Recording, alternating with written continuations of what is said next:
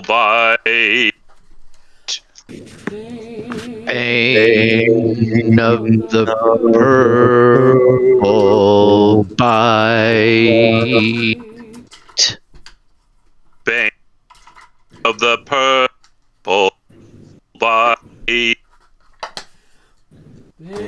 Bane of the purple bite. And thanks for tuning in to Threats from Mirkwood, the Bane of the Purple Bite. I am your Lore Master Garrett, and we are playing the Darkening of Mirkwood campaign for the first edition of the amazing game, The One Ring. But we have moved on to second edition rules by Free League Publishing. I am your Lore Master Garrett. With me is Mary. Hi, I play Tolak, the dark elf. That's it. Okay. And we have Jim. Hello, everybody. I play Verit. Whoops, lost my sheet here. Hello, everybody. I play Varen of Dale, stout-hearted barding. Thanks for having me. And Mike. Hi, I'm Mike, and I play Orendar, or also known as Heartspear. He is a ranger of the north, and a warden, and I am drinking a fine red wine from Italy tonight, although I like to think of it as Elvish wine. And what Excellent. Varietal is it, Mike? I don't know. I'll have to get the bottle at some time. I myself am having Red. a cab. Red. Well, there you go. Red, too. Yes. And George. Yep. Hey, everybody. It's George. I'm playing Fior, the Dwarf of the North. I'm also enjoying a fine red wine tonight. There you go. Wow. I want you to How about know that? I'm enjoying Nighthawk Yeah, we're- buttery Chardonnay with tiny, tiny candy snap grapes in it. And Oh, it's wow. Yes, but I did not use a halfling glass. I used a real glass. I am having Guinness. So. Oh, there you go. Very Excellent. English. Excellent, Or excellent. Irish. And he's wearing his Prancing Pony t-shirt as he does every time we do this podcast. As we're talking about celebrating the Lord of the Rings, before we came on the air, Jim was telling us about a family moment he had with the One Ring, with the Lord of the Rings. Would you mind telling the audience about that, Jim? Oh, sure. The over the last 2 weekends, they celebrated the 25-year release. I believe specifically the Return of the King, and they re-released all of the films in theaters in their extended versions. And my wife and I went, and we took our son, who is 23. He's a big fan of the movies, but he's only ever seen them on the small screen on DVD. So he was able to see everything on the silver screen, larger than life, and just as important as the visuals, the sound that comes in that experience. And it truly is a different thing than seeing him at home. Just the sweep and the grandeur, and very much enjoyed. And my son is very excited to now read the trilogy himself, having been through that experience. Cool. And Mike was mentioning that he saw the stage play.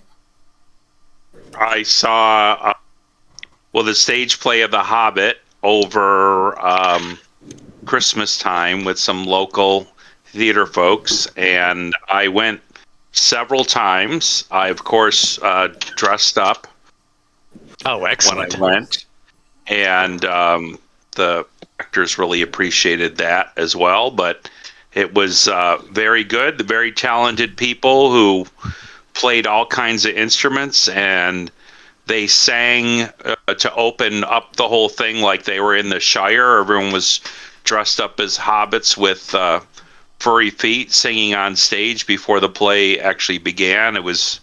It was very, very nice. Like the guy who played Gollum was amazing. The dragon was amazing. It was so good. Wasn't exactly how The Hobbit is, and that's what we were talking about as well. Is that a lot of things you'll see don't necessarily 100% follow the book. We could probably note a lot of different things like that, but it's appreciated that the medium's available and you can go enjoy it. It's something you love, and it's nice to see how other people interpret, the actual characters. They had many female roles, so they had many females that were playing, and The Hobbit is very kind of male centric, so there was a lot of women that were playing male roles Dwarves. in the play as well. Dwarves and Nice. playing like Thranduil and lots of different That things sounds in general great. regarding that. But it was very, very good, and really, really loved it. And they served beer that you could have while you're watching, so you felt like you were just part of Bilbo's dinner party. When I was in 6th or 7th grade, I was in a community theater version of The Hobbit where I played Bilbo. Oh wow! Of course, that is of course. fantastic. Yeah. I had Yeah, that's And you were in Charlie Brown. Yep. that's straight up awesome. I have one question for Mike. You said that you dressed up. Did you dress up as a specific character, or were you just a member of one of the elder races? Or tell us about this costume. So I dressed up as one night. I dressed up as an elf. So I had the ears and a gold crown and a lot of embroidered robes and stuff on me, all of like kind of a greenish blue color. And then the night before, I dressed up more like a common man or a fighter or something like that, a Bjorning or a Harding or something like that. So I had on boots and pants and a old kind of medieval shirt, cape with fur on it. I didn't know how extensive that was the first time I went. So I dressed like that, and everyone was like, "Oh wow, are you part of the performance?" I'm like, "No, I'm just coming to watch it." So then I was like, "Oh, okay, now I'll dress as an elf the next time." So That's great. When I saw when the premiere of the Return of King came, and back in I think 2005, somewhere around there. Sorry, I don't remember the exact dates, but I went to a marathon viewing of the Fellowship, the Two Towers, and then the premiere of the Return of the King, and there were people that dressed up for that event. We were there for 12 hours or so to see all those movies, and there were people that I had never heard the word cosplay at that point in my life. So it was really unique. I immediately thought it was very cool. The costumes were excellent, and I thought, what a great idea. And my goodness, how long did it take to put those costumes together? I had no idea there was a subculture at the time doing that, but that was really neat. No one dressed up for the recent showings a week ago. Unfortunately, that would have been really something. That's so bad. Like when we saw Blade Runner: The Final Cut on screen recently, at our beautiful rejuvenated theater that now has like the best projector probably in the state. It's a jewel of a theater. It's Art Deco. It's just gorgeous, and they've been working on it and bringing it back.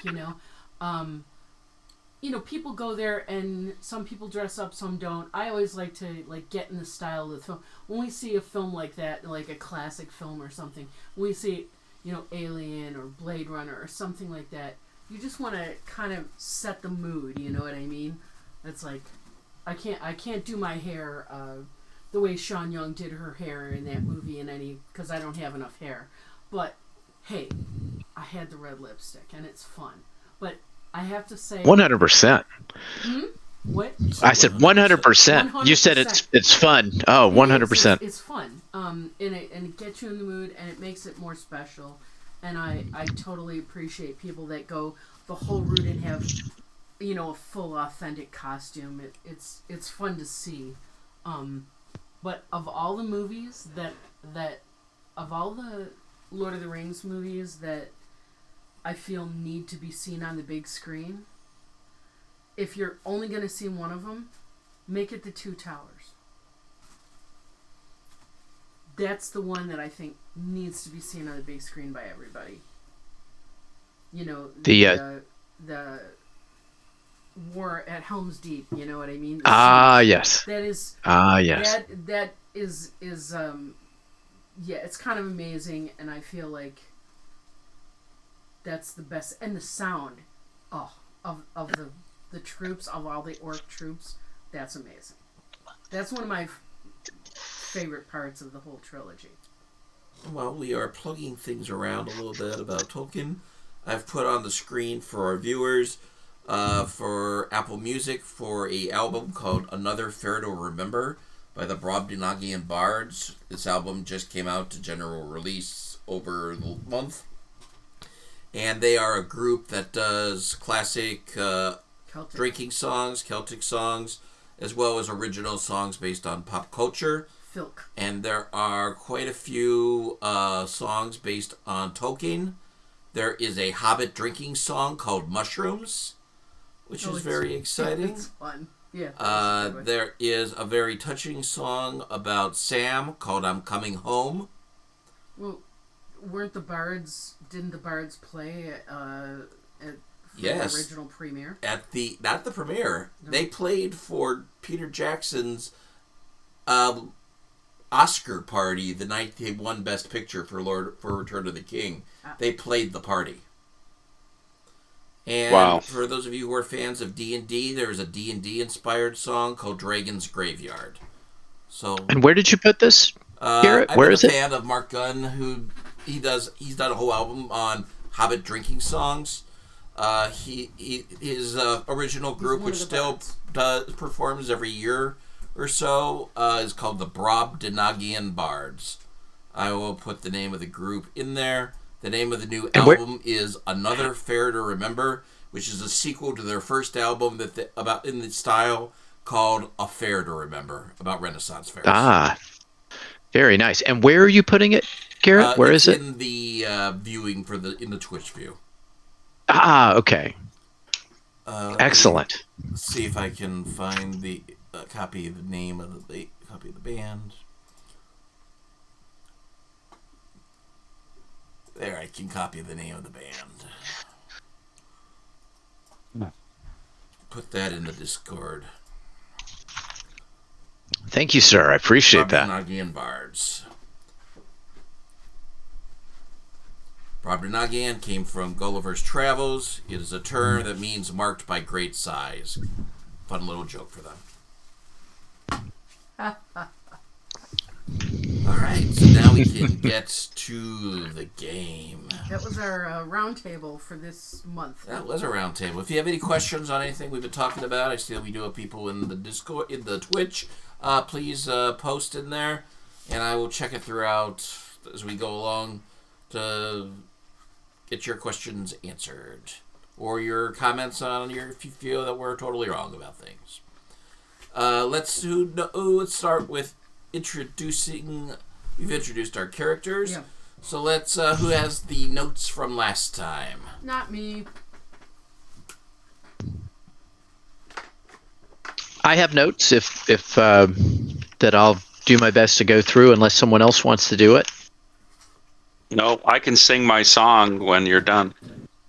7 years of Right. university, still don't know how to take notes.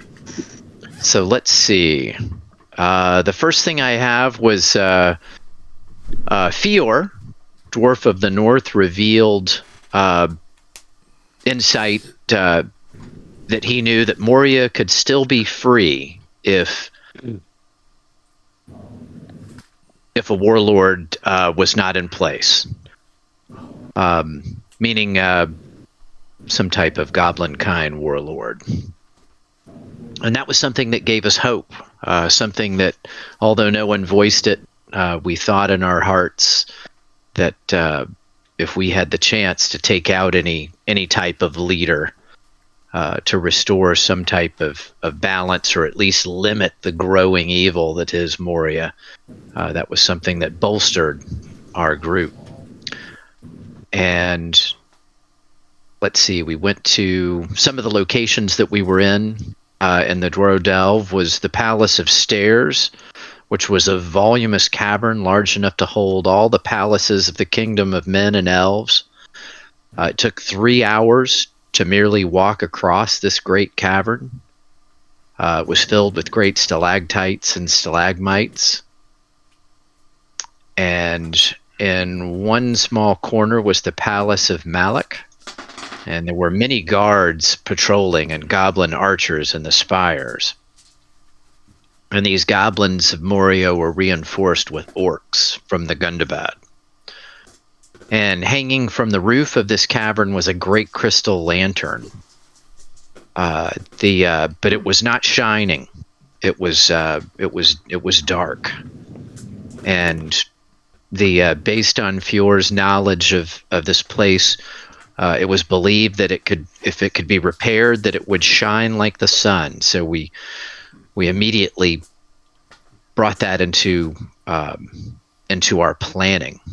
There were pools all about this cavern with cave fish and we could tell by seeing the fish swim from pool to pool that there were underground tunnels.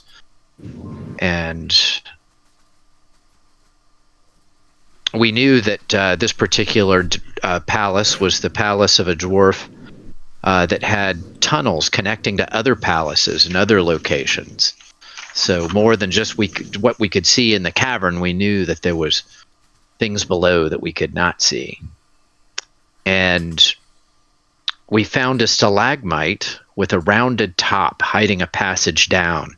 It was a dwarf-sized passage leading away from the center of the chamber, or at least I'm counting the place where the lantern hung as the center. And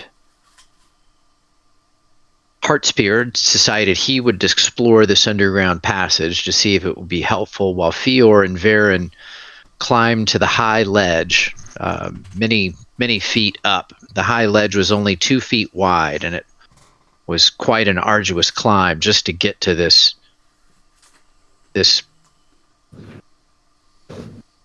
little fissure of a ledge. And Heartspear went underground and encountered a blockage in the dark, very tight, cramped quarters. And he realized when he tried to pick through it that it was actually not stone, but a skeleton. And it was revealed to be the skeleton of a dwarven princess who had in an attempt to escape the palace when the goblins raided, she hid here. And she died here, all alone. Moving beyond this grim marker, he found a ladder leading up to a door and light emanating from 2 holes. Inside, it was some type of guard room with 5 orcs eating at a table. They looked miserable, as if they were sitting at a funeral. So Tolek guarded the passage outside while Heartspear was exploring. Meanwhile, up top, Fior and Varen won the way to the lantern and gained access to it. And Fior, using his knowledge and skill at craftsmanship, was able to enact a repair something beyond all expectation, a near magic, an actual magic occurrence through his connection with his heritage with the dwarves, and the lantern did in fact gleam like the sun, and the goblins were so stricken that some of them fell off the spire to their death, and the rest of the goblins fled from this light, and the orcs also retreated. Some of them started bickering and fighting under great stress from this new illumination. And eventually most of the guards retreated from sight. And we were filled with a tremendous amount of hope, which was actually a point of hope that we all got to record. Yes. And we conspired to pick a plan, and we decided on an entrance where we saw only 4 orcs had guarded previously, and we thought that would be the softest entry into this palace. And Heartspear sung a song of battle, a battle to destroy Morgog, and this also bolstered our spirits, and we gained temporary endurance. So good was the song. And then we entered and ran into orc guards. We battled 5 at the entrance. And Tolok fired an errant arrow, which ricocheted up the stairs, and a great hand emerged from an heavy oaken door and grabbed it and broke it. And we heard the voice of Mormog decreeing that we will progress no further, and the door was slammed shut. The party won through the orcs and charged up the stairs, and we met Mormog in battle. And Lorith confronted him, saying, "You and your people destroyed my sanctuary. Destroyed my sanctuary and killed my friend Apple. You desecrated her body, and I will never rest till you are slain."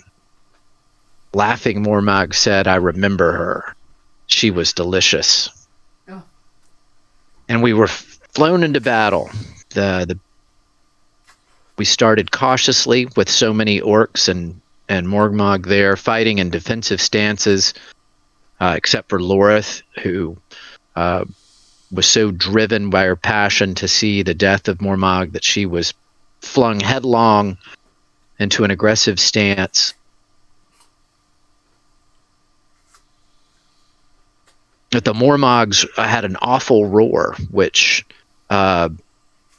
actually disheartened Lorith, and she was momentarily stunned, losing her attack. Heartspear sung again, a battle song while we were attacking. And Mormog, just for a description, was a troll the size of a great oak, the trunk of a great oak, with massive rippling muscles and eyes glittering with evil intelligence. And his roar, was heard many times during the battle, and impacted Heartspear, Lorith, and Varen with fear for various segments of the battle. And after arduous melee where tremendous damage was imparted to Mormog, Tolok slew Mormog, vaulting from Mormog's muscled thigh up to his shoulder, cutting off his head. Then Fior finished off the last Uruk, and searching this chamber, we found maps showing the construction of the tunnels to Erebor. We recovered a significant treasure, and everyone rested. Varen was able to recover some endurance that he lost in the battle from wounds, or not wounds, but from damage. And then we started picking our paths carefully, avoiding unnecessary combat, fighting our way through various goblins, and found the dwarf Imri of the Blue Hills. He was an elderly dwarf with the beard that had been shorn from his face to demean him as a slave working a forge. We killed the goblins in this room, punching a third one in the mouth because we didn't like his smirk. We questioned him, and he said that Malech One Eye was upstairs. We asked about our hobbit friend who was a prisoner, and he said all of the slaves that work the mines are down deep. They usually don't return once they're sent to the mines. And he also revealed that Malek's power was waning, that Udin, cult of the fire below, was gaining strength.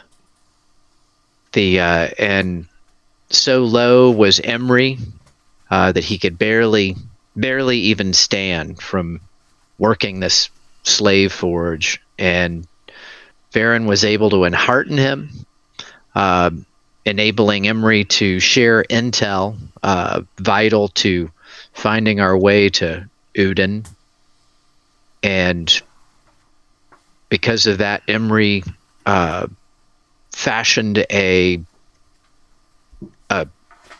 some mithril armor for Varen. And Varen was just absolutely blown away, having only heard of such things, never even seeing it with his own eyes until now.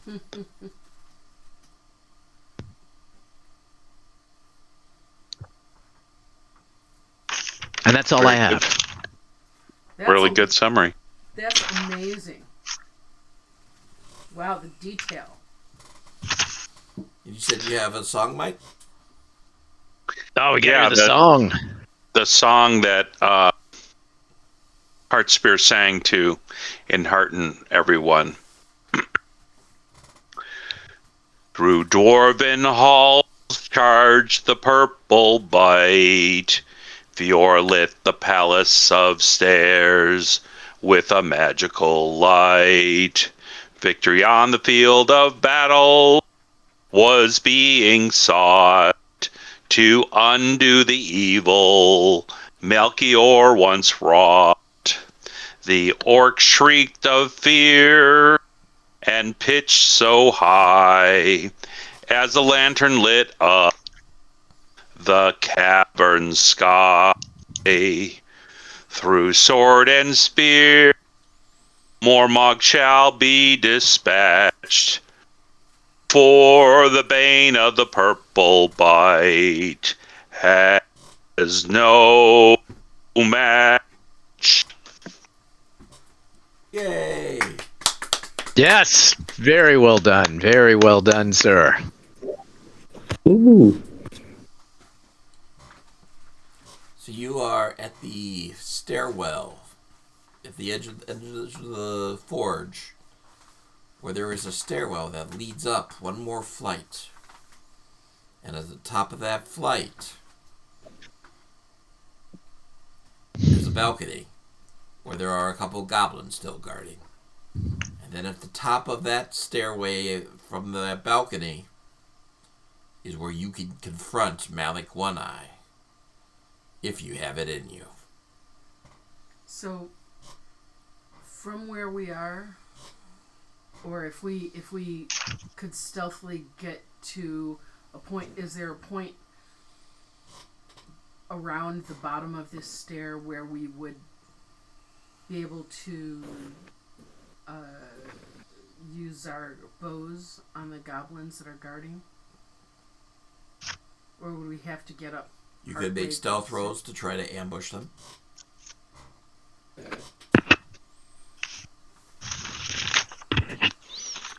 If that is what you wish to do. Well, I see no point in confronting them head on if we can, do it on the down low. I don't know. What do y'all think? The element of surprise. Heartspear's in for stealth. He got a Gandalf with a Tengu for his stealth roll. Nice.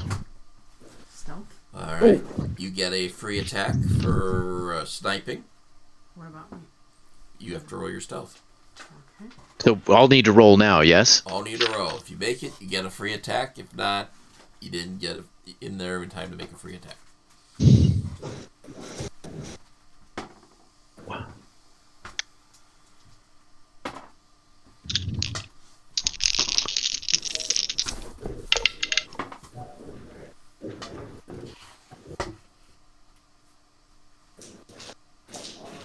I made it. Okay. Just. You get a free attack. I just missed it. Ooh. So we can Missed roll it by 1. That's a bummer. I have successful no tinkers for Fior.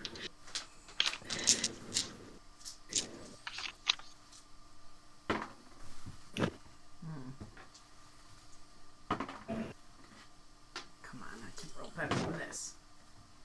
Oh, bloody hell. I can't believe how bad I'm rolling. I'm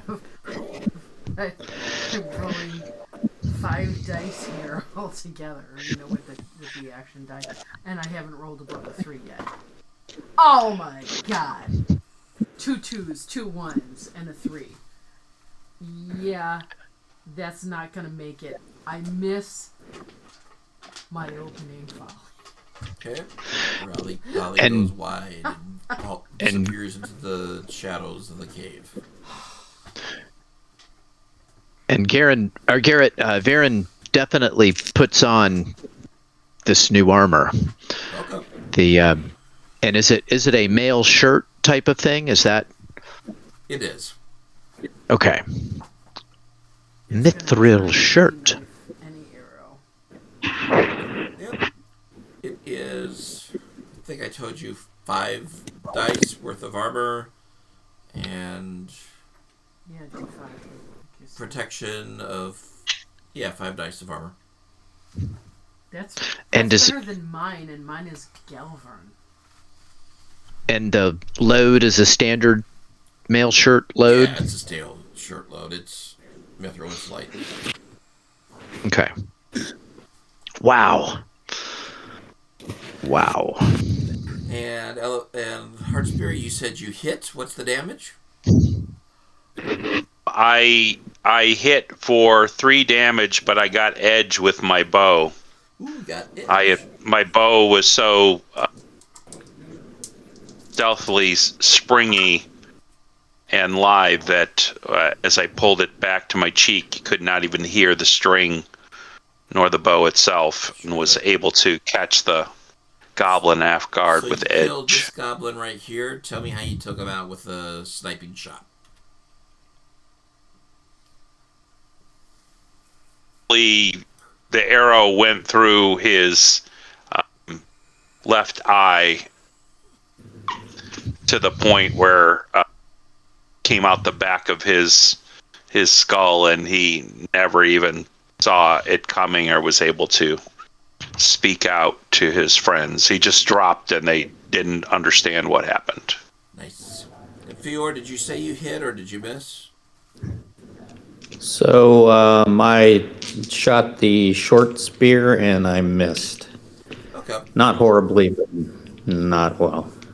Spear drops into the darkness below. Declare your stances. So they're how many They are stairs? on a stairway about 20 stairs up. I'm gonna say forward. Forward. I'm checking something really quick. Fior is going open. Open. Hard spear. Forward. Forward. What about Lorith? Lorith always goes open. And are they hindered by the light? They are going to be Were hindered they by the light. blinded? Lorith is good with the spear. Did she make Did it open now? No, she's just an NPC. I'm not stealing kills for you guys. Oh, feel free to steal kills from us, okay? We don't mind if she picks up a couple extra goblins. that don't stab us in the back. It's not a problem. And Varen, what stance do you take? Varen will go open. Open. Okay. So, Tulak, you are first. So I have to run up these stairs. You do. You have to run up the stairs. All right, I run up the stairs. Do you want an athletics roll or some shit? No, not for stairs. Okay. I run up the stairs and swap at them with my axe. Go for it. And I'm using it one-handed.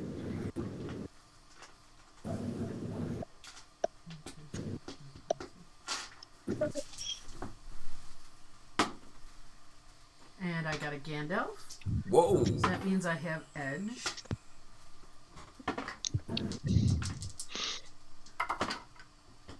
Nice.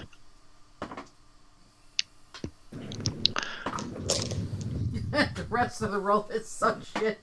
It's a bunch of ones and a 4 and a 2, but I still make it and it's fine. No tanking stuff. All What right. did he get for edge? Got a 14. Nope.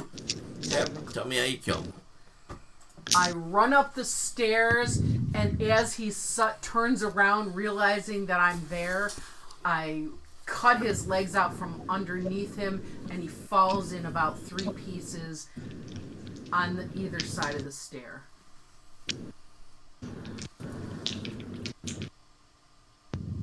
Are you guys ready to advance to Malek's lair? I thought you Oh, said- did we kill them all? Yeah, there were only 2 goblins. Oh, and they're gone. Yeah. Fuck yeah, we are. Nice. You travel Yeah, I'm ready. We're ready for it. to the topmost level of the palace. Here were many pillared chambers where dwarf lords once looked out through great windows over the bright lake caves. Here were libraries for philosopher kings, halls for courts and feasts and solemn debates, the work of many hands and many generations of dwarven artisans. Now, these chambers are dark and empty, and silent, except for the rustling of papers. The half-mad King Malech skulks here in the shadows, collating the reports of his spies and the ledgers from the mines.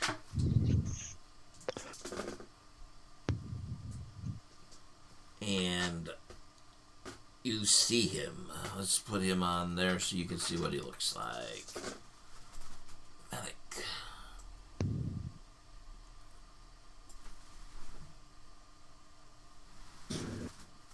Here he is, Mary.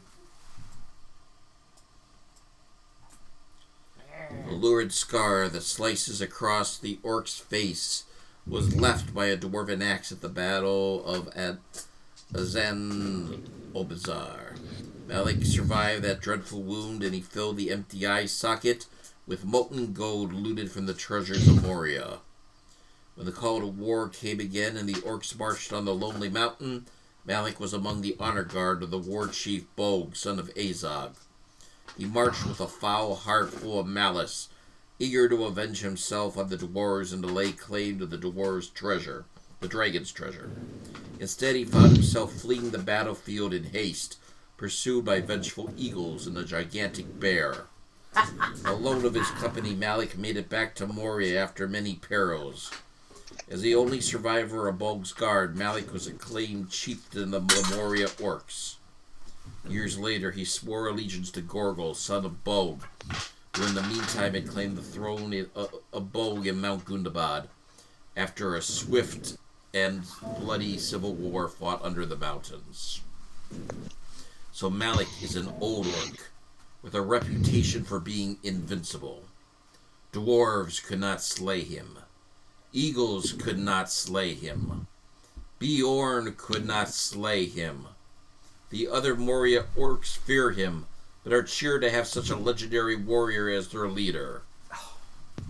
And now, it is this orc you come face to face with. And he sneers at you.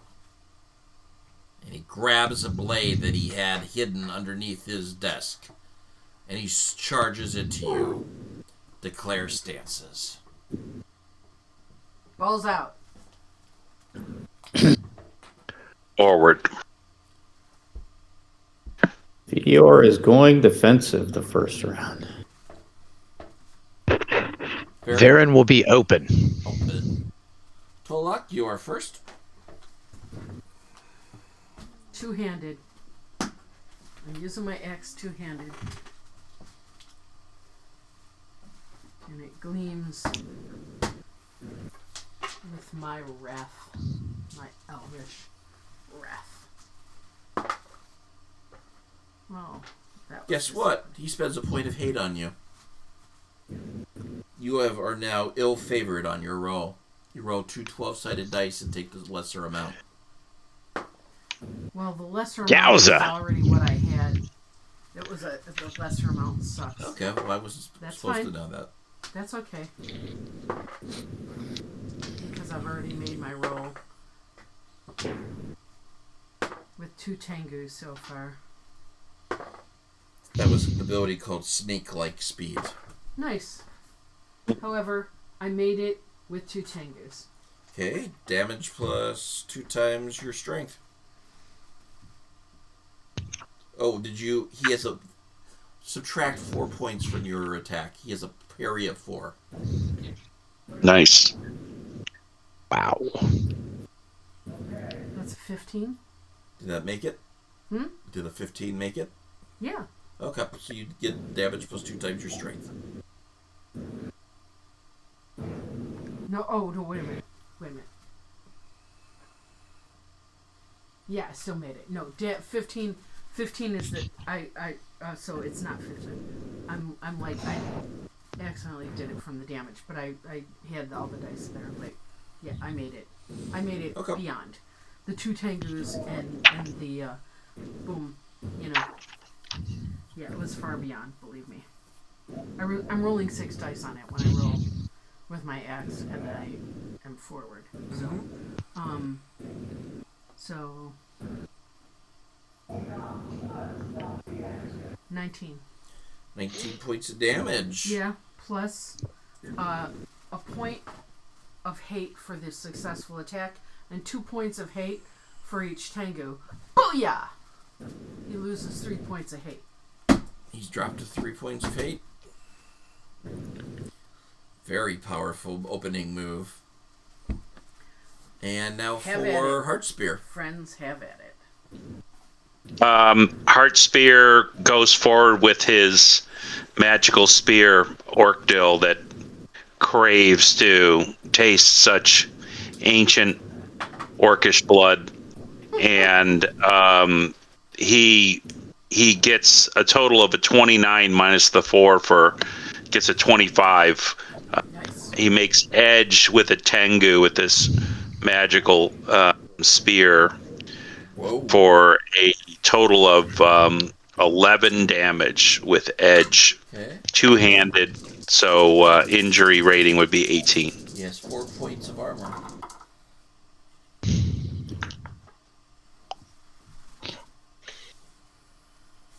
He failed. He takes a wound. Nice. Wow. And you said 11 points of damage? Yeah. He's dropped to 10 points of endurance. I go through his golden eye, and the metal is so soft, as well as that part of his skull just never is healed correctly. Nice. And now Varen. Might not even get to So at this rate. Malech is here, and there are other goblins as well. There are not. He does not trust anybody else, which is why he is alone. Gotcha.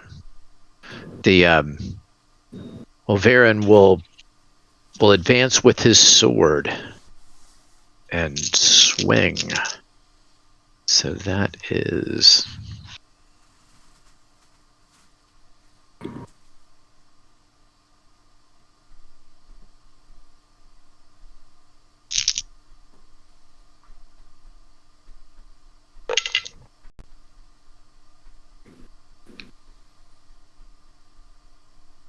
a Gandalf with no Tingwars. Woo! He makes a roll for injury.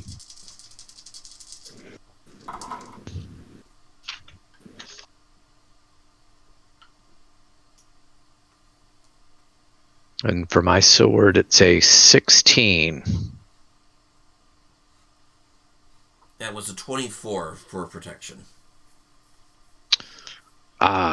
So then he still takes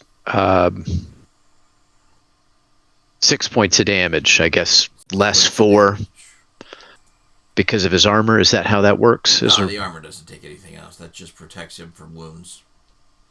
Okay. Then six more damage to his endurance.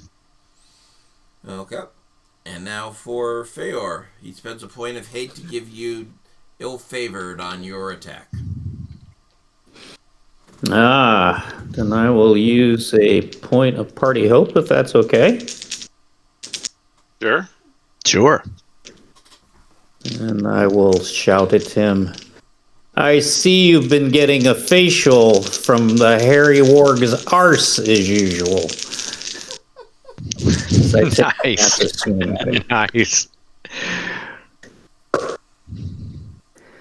Did get a Tengu. 8, 11, 14, 15, 16, 17 with a Tengu, so I do hit. Minus the 4 points for parry. Minus the 4 points for parry. Then I am just shy of 1. The snake-like speed outdoes you. And he goes for attack. You're the dwarf. You're your sworn enemy. He's got to go against you. Of course he is. You will spend a point of hate, bringing him down to 1 point of hate to give him an extra die to cancel out your defensive. And right. he goes with 4 dice. Make me roll again.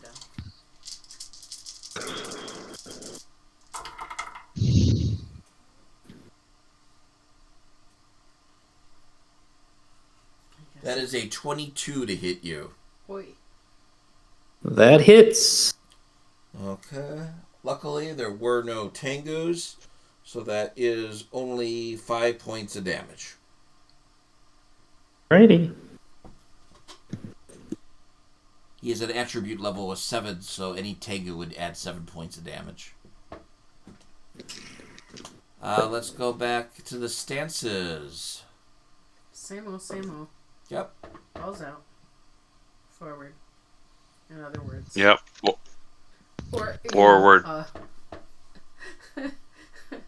Our other friend used to like to say tits out, which I appreciated. I appreciated the push-pull there. That was good. And Varen, what stance? Varen will go forward. Forward, and Feor?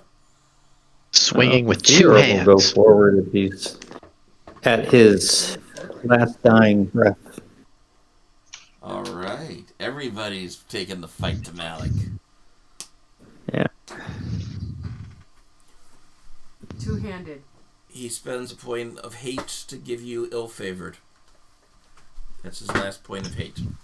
Yeah, well, he was going to lose it anyway if I have an attack that succeeds. So.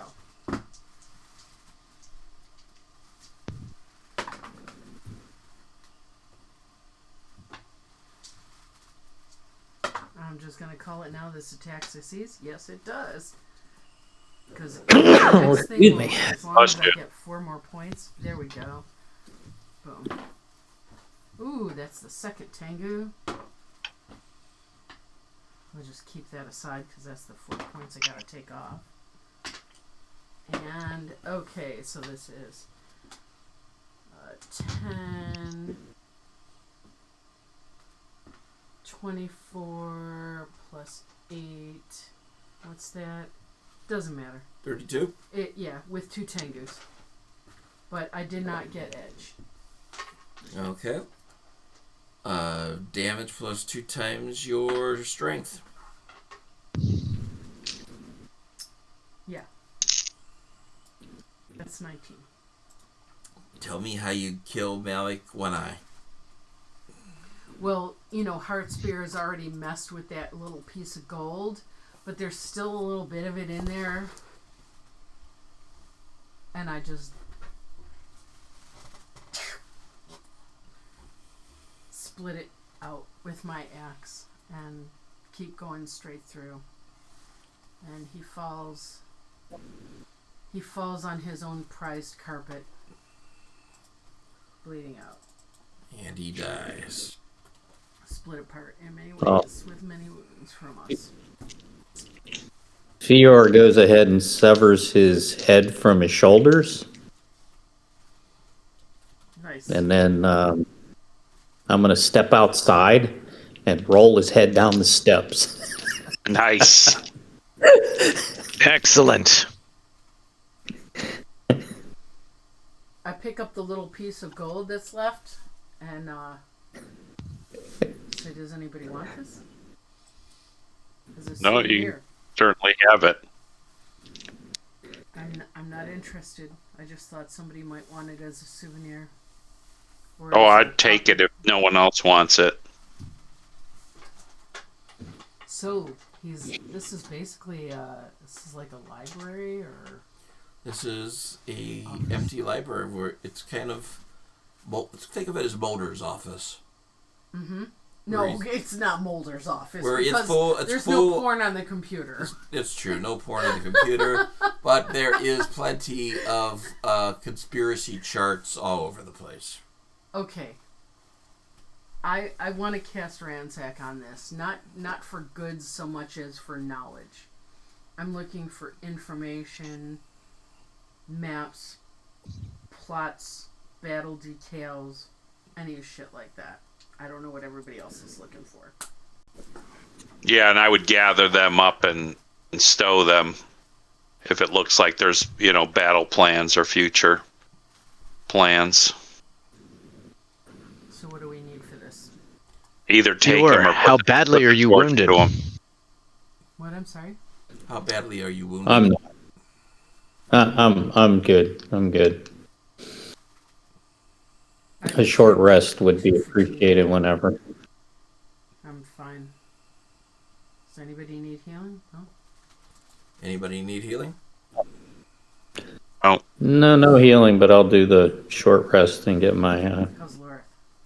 score back. She's good? Lorith is fine. Okay. So what do we find? Do you want us to make rolls or anything for this? Awareness or blah blah blah? You can make a lore roll.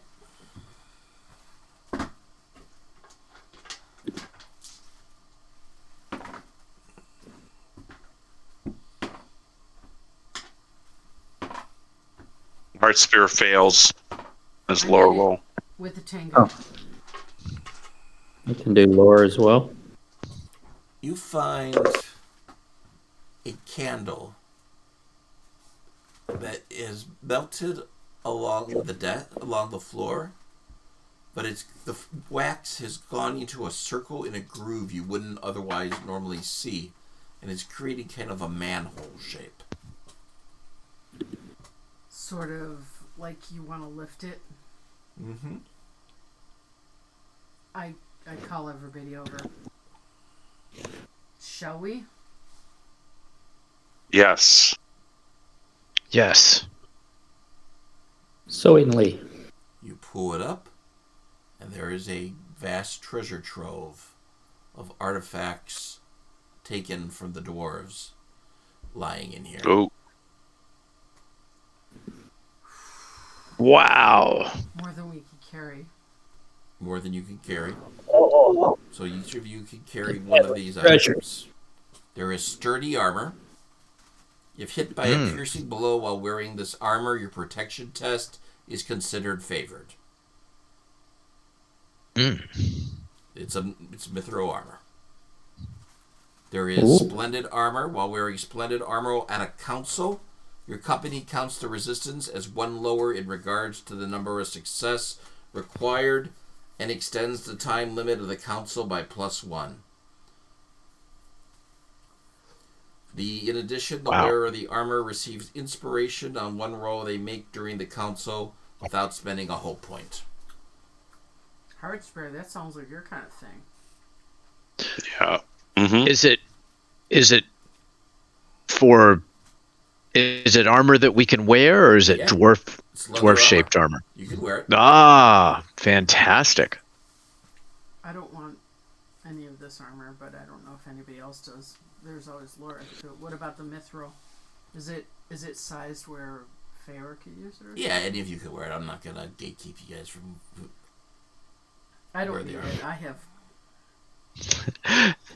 Garrett no- reads like 15 minutes of descriptions of armor and then tells us it will fit no one. I'm just kidding. You're all take dwarven armor. Come on. There is the spearman shield is there. You can apply your parry bonus of this buckler, even if you're using a two-handed weapon in close combat. Ooh, I like that. Ooh, Wow. So do I. that would be good. Damage will go up. There is the And hardened injury. shield. It is a great shield. When you are fighting in the forward stance carrying the shield, if you roll a Gandalf on the feat die on an attack roll, all attacks aimed at you fail automatically. For the That's next really roll, cool. For that round. This is a lot of good stuff. Is this all written down? Not really. Garrett, it needs to be written down. Okay, I'll copy it. Thank you. I'm writing it down. I'm trying to Wait, catch can it. we I take the missed some of shield it. and the armor? But, I'm sorry? Can we take a shield and the armor? There's shields and armor, yes. No, can I take a shield and the armor? Yeah? Okay. Oh, I was gonna. If wow. no one else wants the shield, I'll take it. But I can live without it. I have a shield. Yeah, but you're always in forward. Yeah, I am a lot. So the great shield is for forward, actually. Yeah. I don't Well, know, you do guys all pick first. I was blessed with Emerald's mithril shirt, so you guys all choose first. Did you want that shield, Fair? Is it useful to you?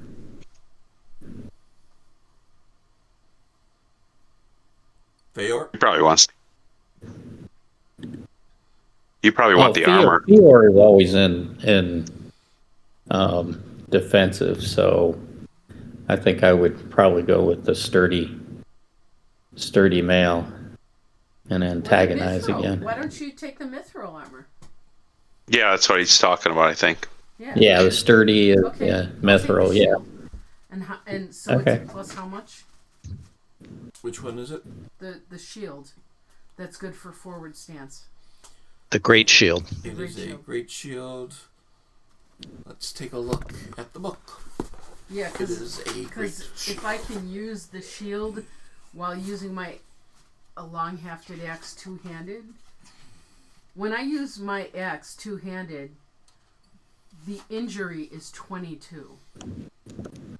That would be the buckler then. Yeah, you could The wield great shield was if you were in forward and you rolled a Gandalf, then You were like impervious. it protects you from all the attacks. Oh, sorry, am I mixing Spearman them shield up? is a buckler. What? It's a buckler, the spearman shield. That you get the bonus for the shield if you are using two-handed weapon. But you have to use a spear or any two-handed weapon. You can use any two-handed weapon. Okay, that's what I'm talking about. Mhm. What's the parry on that shield? Let's take a look. Page 47. You said it adds your parry or something to it. Apply the parry bonus of this buckler. So I need to just see what a buckler does. +1. +1. You get a +1 bonus. Oh, that would take down my bonus. I can't take it then. My shield is already a +2. So then my parry would go down. I don't want that. I like my parry where it is. I only want it raised, not lowered. Never mind. It's up for grabs. Nothing in this treasure I want. That's okay. I came into this with really nice armor.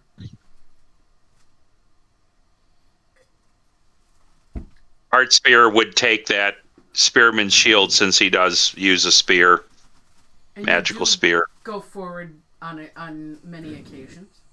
Yeah, but I didn't realize that the damage goes up when you do things two-handed. Yes. Yeah. So what is it? Just double your damage, or? No, it's not damage. It's injury. Yeah, So the injury if you goes use- up a if you couple of use points. Part if I you have a knew, weapon yeah. that can be used one-handed or two-handed, it's usually Yeah, I raised know if the you injury use it rating went two-handed. up. Yeah.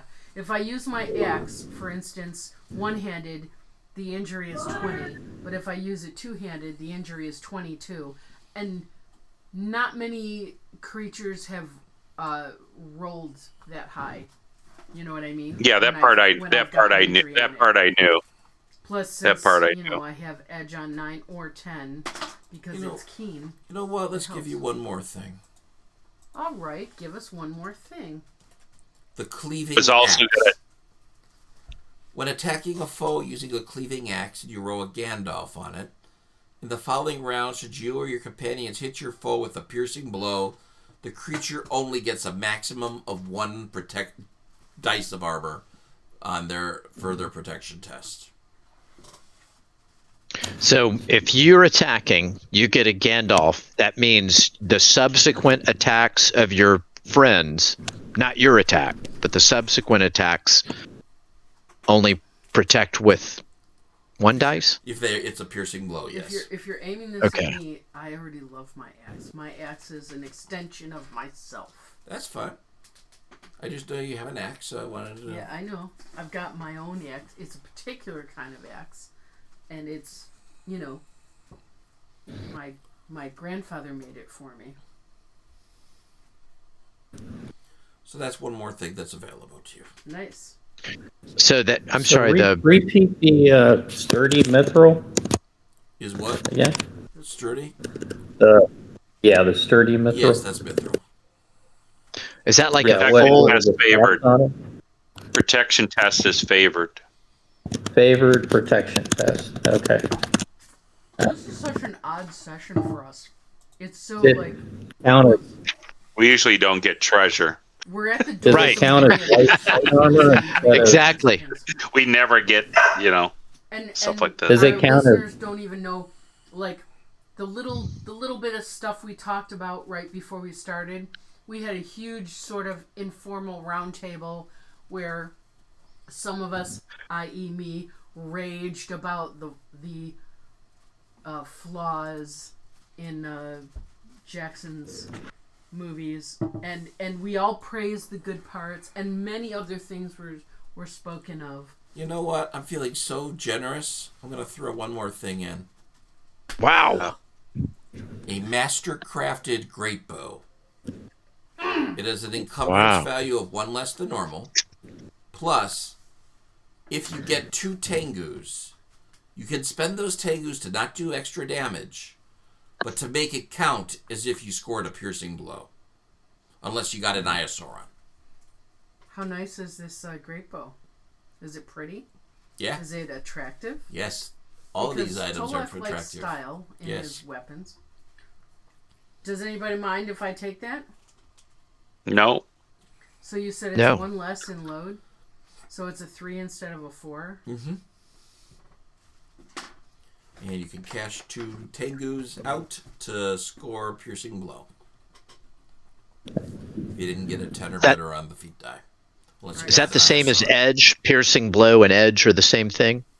Yes. Okay, that's what I thought. So the sturdy mithril, one more qualifying question. Is it considered light armor instead of... Yes, it's light armor. It's mithril. Okay. All right. And did anybody go for the buckler or the axe? Nope. So I was going to take the buckler, and I was interested in the splendid leather armor that was the armor for court and council. Okay. I don't have to have the buckler. I'll just take the splendid. I'm already wearing leather, but the fact that it's kind of more royal looking, that'd be cool. I mean, I'm interested in the axe or the buckler. The buckler will let me use the axe two-handed instead of one. That's all. Yeah, that's fine. What is Or I Varen? go. What is Varen Yeah. interested in? What else are you getting, Baron? well, Varen can't use an axe, and he's already got a shield. I'm very happy with my mithril chain. So if you guys Can the great shield be used with the spear? Yeah, you can use it with a spear. Okay. Then I guess I would take the splendid armor and the great shield. I think you said about the great shield that if you get a Gandalf and you're forward, all other attacks or something can't wound you or something. All attacks aimed at you at the following Lore Master turn are considered to fail automatically. Oh, fail. That's good.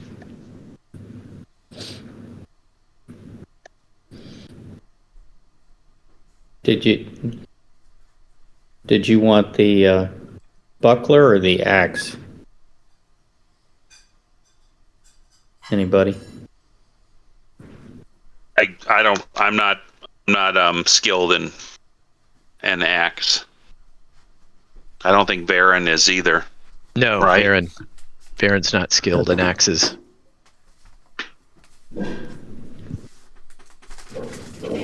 So you can have the Good stuff buckler you and the get. buckler and the axe and the armor. So generous because you're about to throw us into a lightless, clockless hole.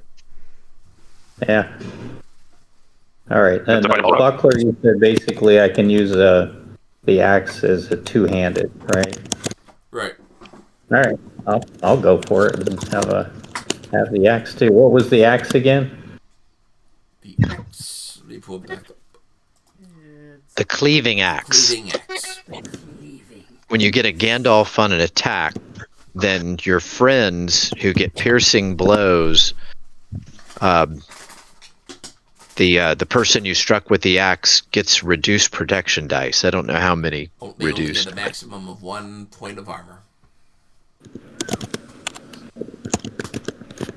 Perfect. All right. That's a teamwork weapon. Oh yeah. Okay. Thanks, lore master and Malech One Eye. Right. There's Yeah. 1 point. If he'd have just paid attention to teamwork instead of being so paranoid, maybe he wouldn't have died alone. You also find a couple of pages. They're not really journal as they are the crazed ramblings, but you do get a sense that Malech is increasingly paranoid about the worshippers of Udin, as he is offering sacrifices that should have gone into slaves into the mine to appease the priests of Udin and those that are ill performing for him. He also sends to be sacrifices to Udin so that they don't make more further aggressive moves to take over Moria, though he fears they're getting powerful enough that soon they'll be able to take over all of the mines. You know, Udin So- isn't the Balrog. So the sacrifices, clarify that again? Udin is sacrificing, or Malech is sacrificing, or they're both sacrificing? Udin is. Malech liked to, I'd say it in past tense now, liked to enslave people and make them work to death in the mines. The worshippers of Udin like to sacrifice people to their fire god, hence the Balrog.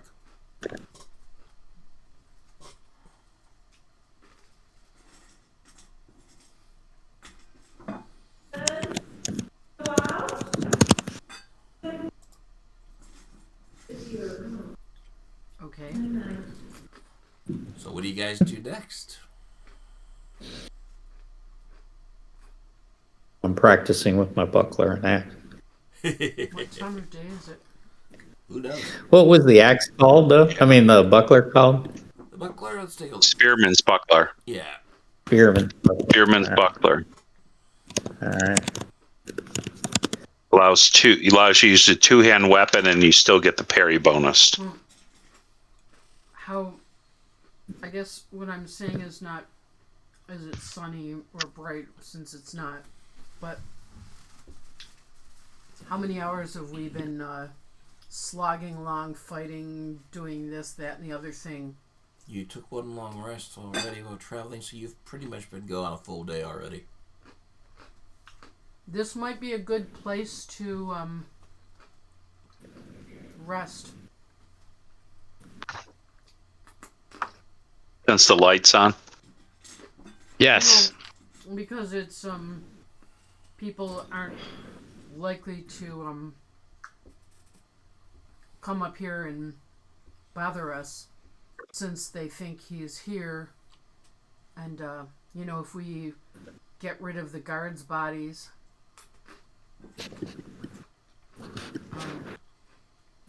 he's probably doesn't get a lot of visitors.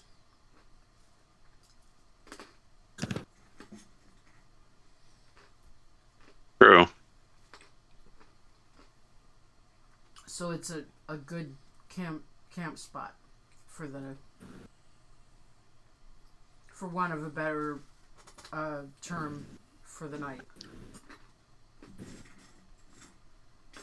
You guys up for taking a rest, or you want to flee this place before you rest? I think any place we flee would be less safe. Yeah, that's Like it was pointed out, the crystal lantern will be a deterrent for people coming to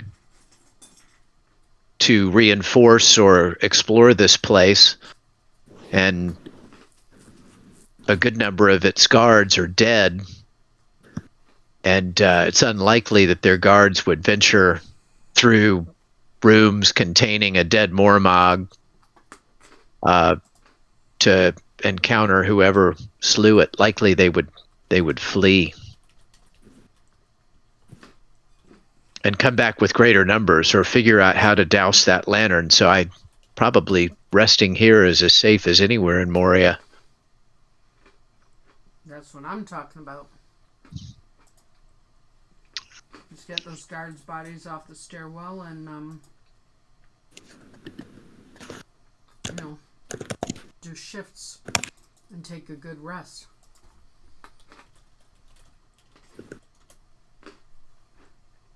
What say Lorith? Lorith is good for taking a rest. She's been pushing herself hard. Yes.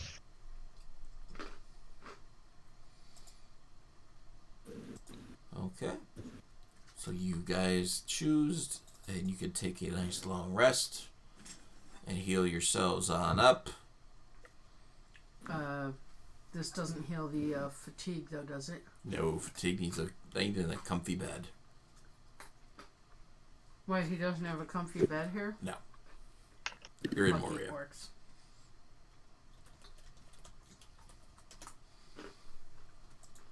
You rest, and that's where we'll take a 10-minute break. Awesome. Here, here. Nice fighting, guys. Yeah, that's crazy. And Well so much done. treasure. Yeah. Well Lots of done, Bane of the Purple Bite. Mm-hmm. right, so I'll see all of you guys in 10 minutes. It's 48 after. See you in just a moment.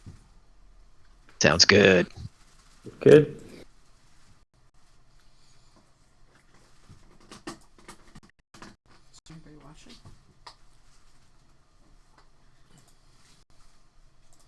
We have one viewer. He's been with us for pretty much the whole show. Our viewer. Mm-hmm.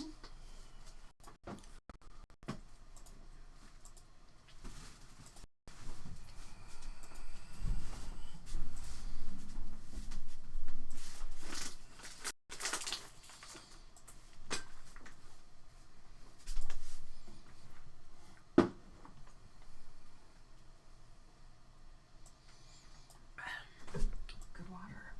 Okay.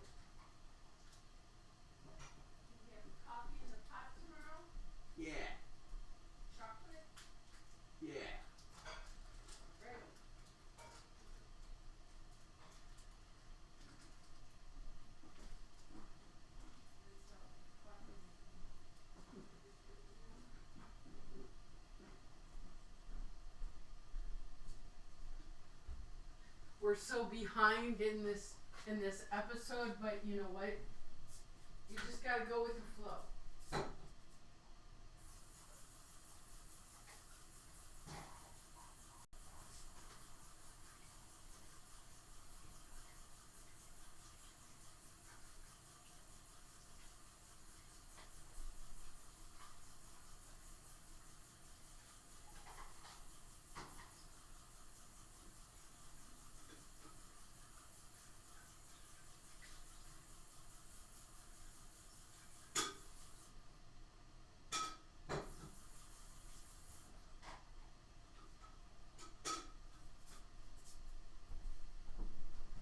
What if we wrote a special reunion episode of all the old crew?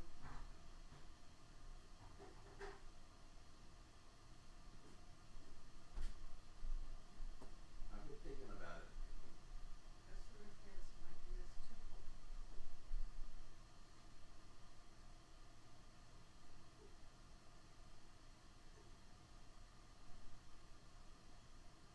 if I gave you my ideas? Sure.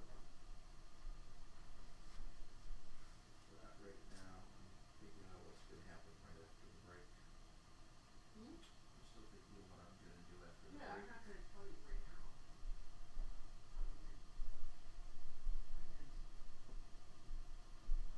Ideas. I mean, it's not that I don't think I could write an episode. I think I could if I really wanted to.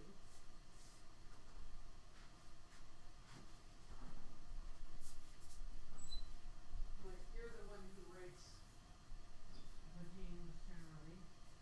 So I just give you my ideas.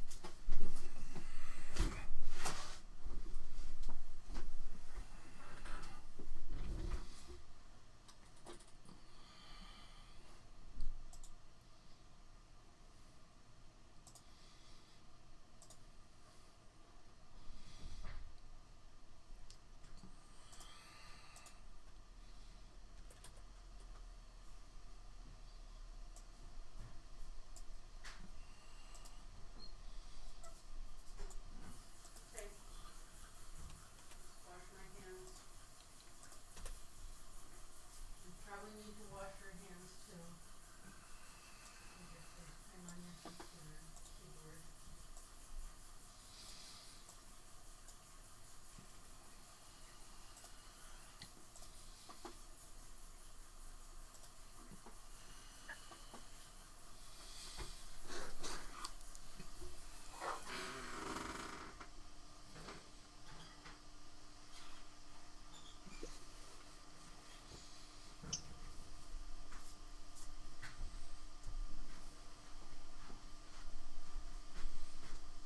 Aren't you gonna wash the ice cream off your hands before you touch those books? No, nothing came. Nothing got stuck on my hands. Huh?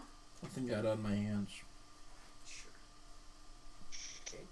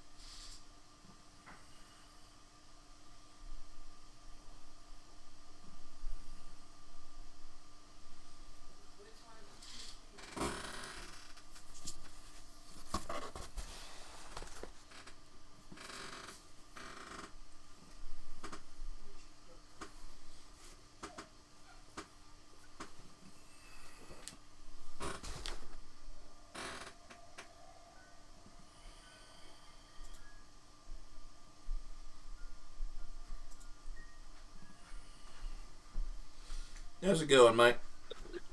Good. Like the treasure hoard? Yeah.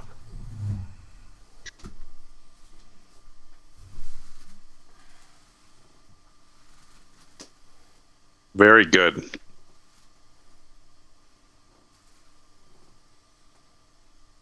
No gold, no silver, no gems. You can't carry that much gold out. We got 120 treasure already. I didn't say we could carry that. I'm just saying, you. There was gold, but there was more gold than you could carry. Right. We can always come back. Yeah.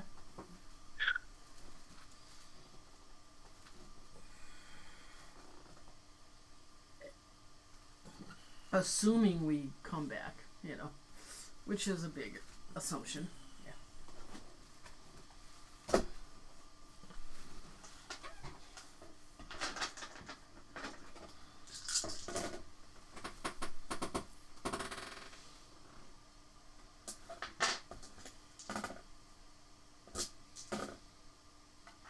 Like your treasure, George? Oh yeah, I think that's the biggest haul I've ever had. It's Moria. Yeah. I'm gonna have to engrave the family name in all of them now.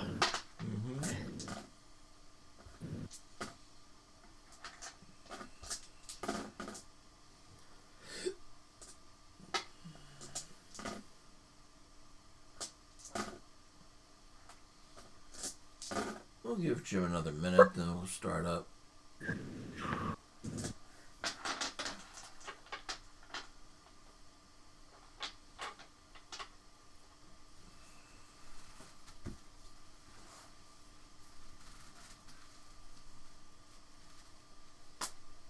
It's a good thing you're here to start the music, Mike, because I tend to start it at in too high a key for everybody else. Oh, okay. Perils of being a soprano. Yeah.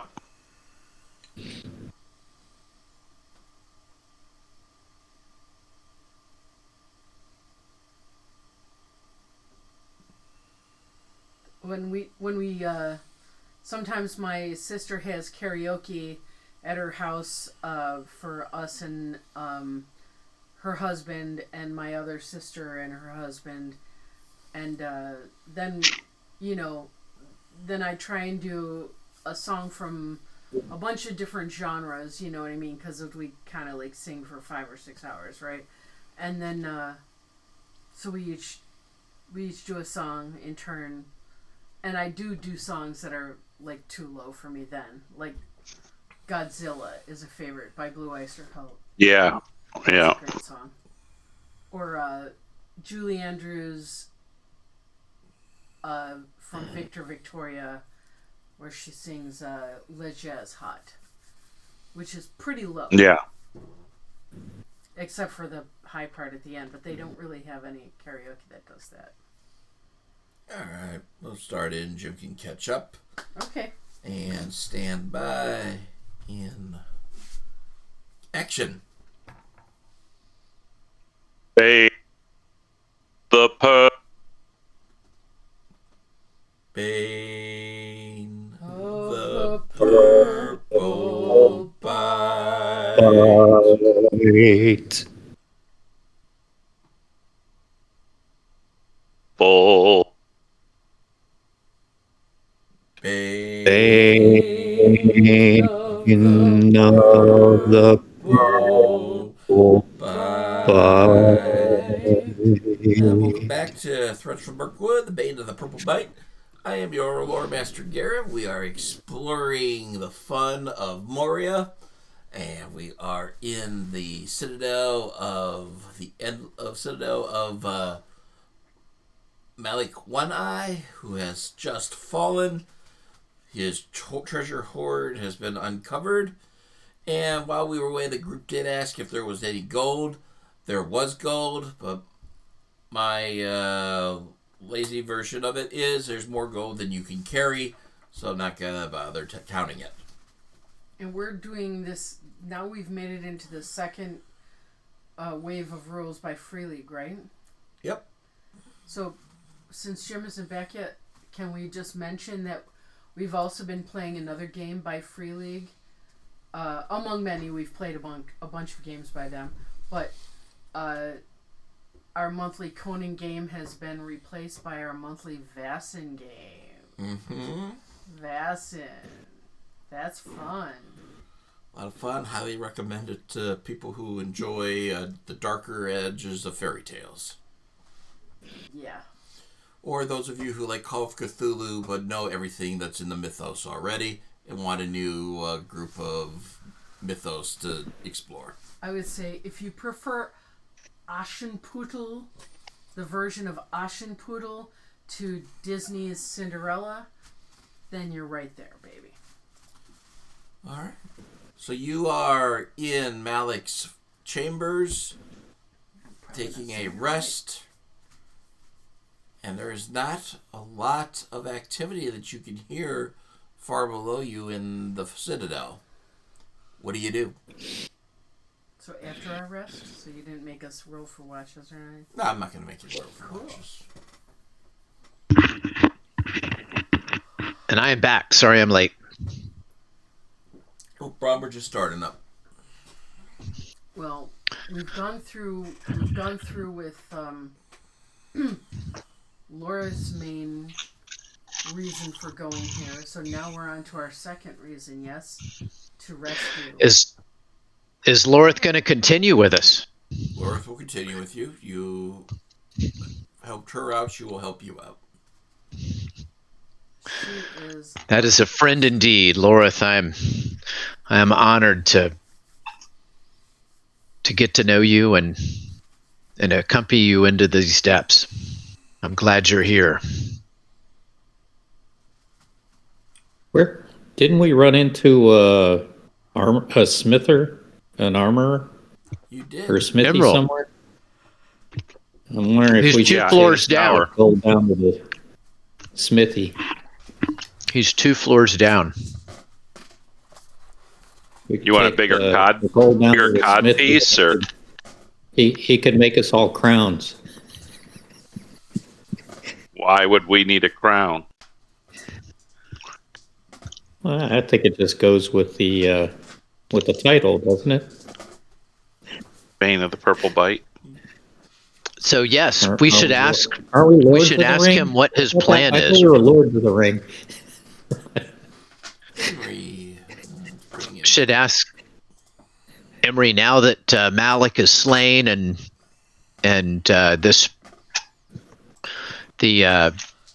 We should release him. goblins are all but purged out of this palace. Where will he go? Are there dwarves in Moria that he seeks to rejoin, or would he be better served to flee from this dark place?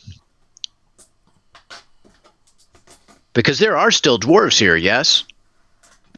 Or join a party of stalwart heroes. And we should free the dwarves.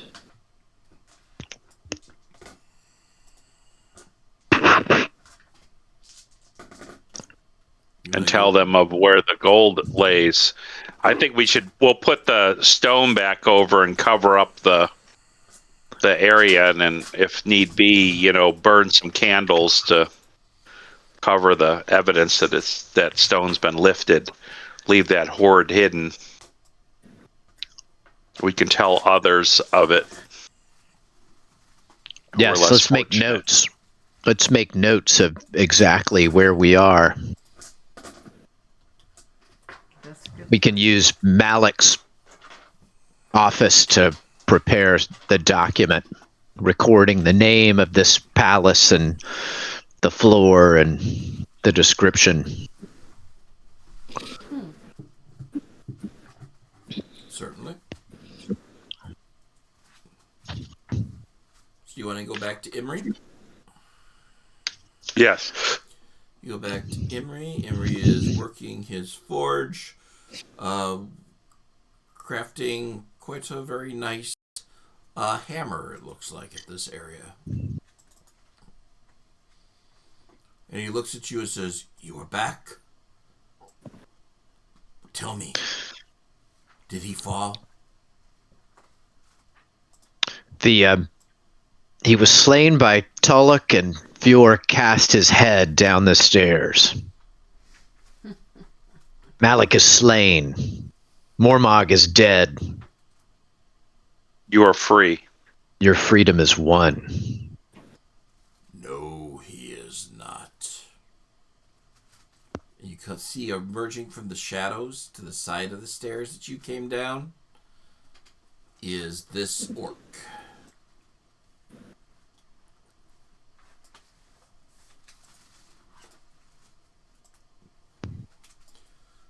You lie. I am Ash,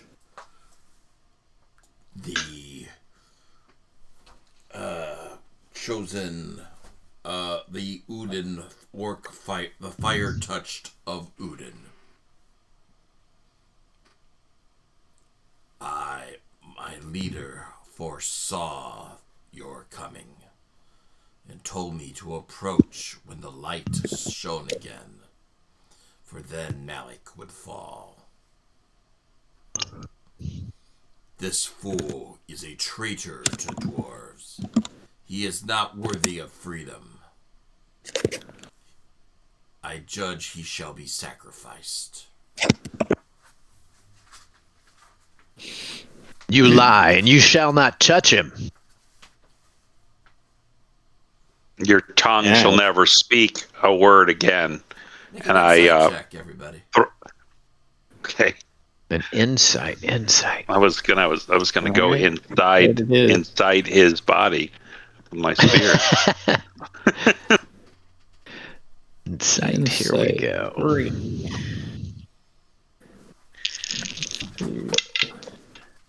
We got a 20 with a Tengu success. Oh, He's hard to read. I do not make it. But You looking got 18 at with a Imri, tank. you realize Imri's expression betrays it.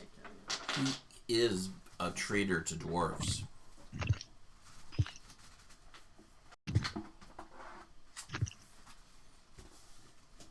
We feel he was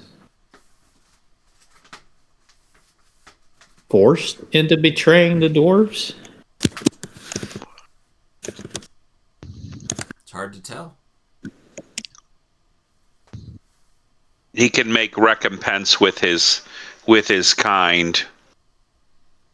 Your master is growing in power, so we hear, and we shall extinguish his flame as well as yours. For this will be the home of the dwarves once more. This shall be a temple to Udin. You have just cleared the way for us. We're not done clearing yet. Yeah, your master's going to have to go through us. So now I said something about you not speaking anymore, so don't speak anymore. And I take my spear and I jab it into him.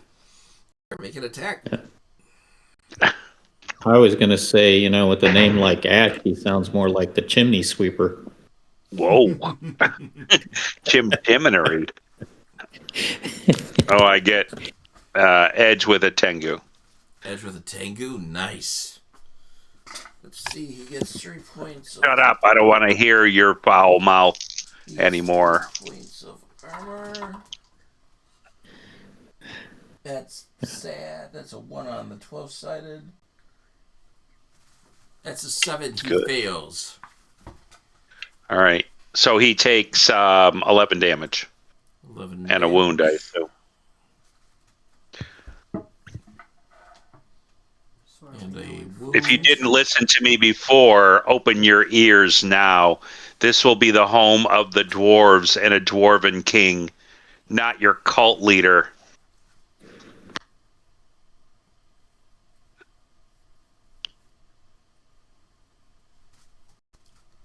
He looks at you, fire in his eyes.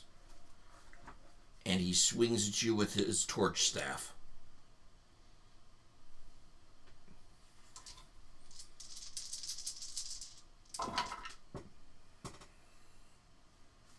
That's an 11. That'll miss. I assume you want to go into stances at this point? Can I Yes. sing a battle song? You can do that on your turn Yes. as a bonus action. Okay. You have to go in. What stance is it for battle song? I think you have to go open. That's fair. Yep. Okay. Yeah. Then I'm open. Defensive is like if you wanted to protect one of your friends, or like a at least that was in the old edition. I don't know Yeah, it's just what a changed, little bit but of that. And Varen, what stance do you want? I'll go forward. Forward. Ooh. Hard Spear. Heart Spear will go open. Open. Fior. Fior will go open. Open. Okay. Varen, you are What first. about Lorith? She's open. She's always open. Huh.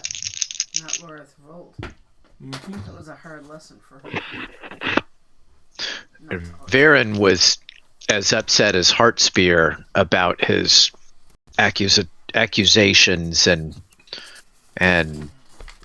statements about the ascendancy of Udin, and whereas Heartspear was closer and responded physically, the passion still burns inside Varen, so he attacks with both hands, swinging his sword.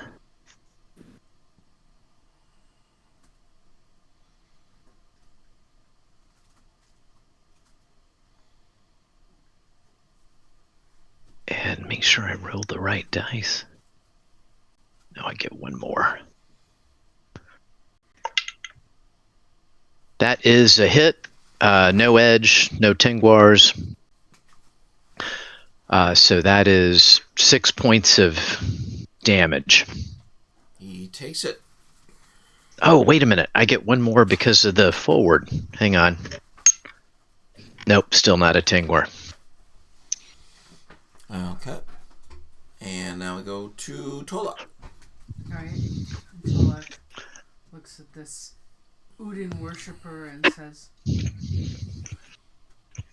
"Fear not evil's hallowed flame, for fire and smoke are evil's bane. They light the way for hearts of gold, to fight and clear dark paths of old, to fight and clear dark paths of old." And then Snickersnee with the axe. Okay, but first make a song, Rolf. Okay. Nice song, by the way. Thank you. Mhm. I just wrote it on the fly.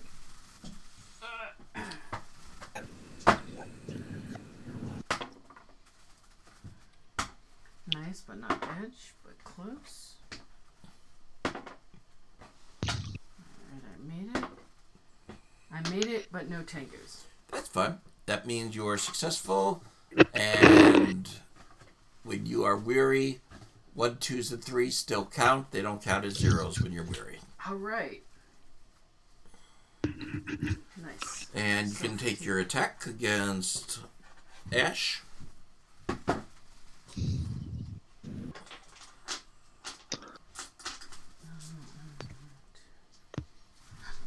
Alright.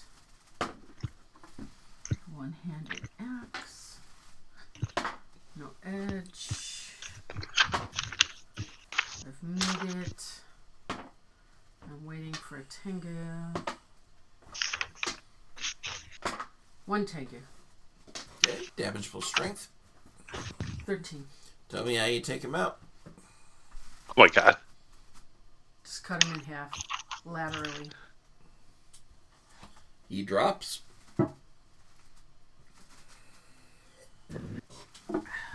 Thank Thanks for softening him Fe- up, Fior guys. turns to Fior turns to the dwarf. Do you wish to atone for any sins that you have brought? Confess to what you have done to your kin.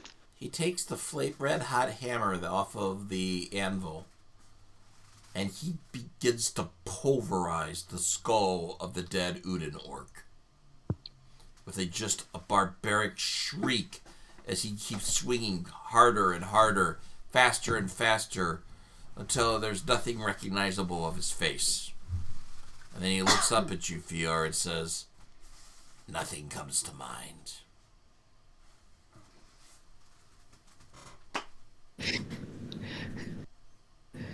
As far as atonement? Nothing I need to atone for. Can we do an insight on him, see if he's Yeah, I'll lying? do The an orc insight. probably was lying. Yeah. Yes. We should all I do an gotta insight get a roll. I'm not gonna roll insight. It's a shitty roll for me. I succeeded with a 20 and a Tengu Nice. on his insight on whether he's lying or about what he was saying as a dwarf, like he doesn't need to atone for anything. Or was he I'm assuming the orc lied, but I succeeded also with a Tingwar. lying about supporting the... He was a traitor to dwarves, and he led many dwarves to be ambushed and captured into slavery or sacrifice. However, he does not believe he has anything to atone for.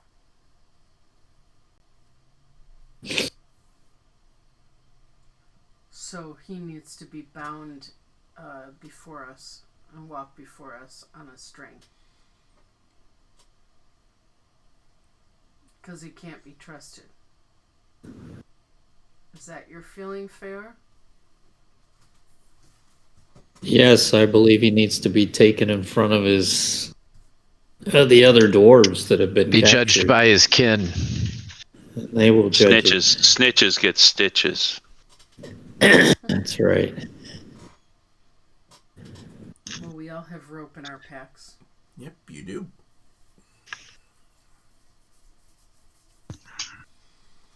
Okay. You bind him and take him with you. He doesn't put up much of a fight because he knows that you can kill him at any moment.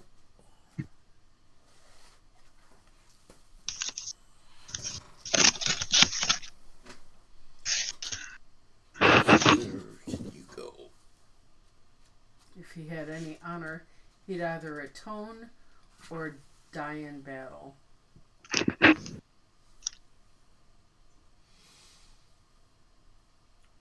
So there is a stair that leads down the way you came, and there is a stair that leads down along the eastern side of the citadel. Okay. Where do you want to go? I ask him, where are our kin held? They are kept in the mines. They will never be seen again. They will. Not if we have anything to say about it. It is a death trap. You will die trying. We will die trying.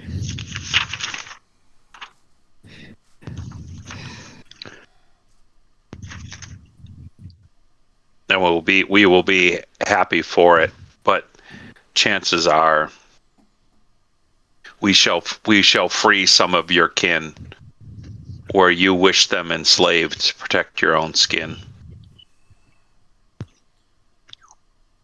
My skin is the most important skin that I know of. Yeah. Then perhaps So was Malech. you And look can- how he turned out. If you wish to keep your skin, you will help us rescue them. As you wish, my master.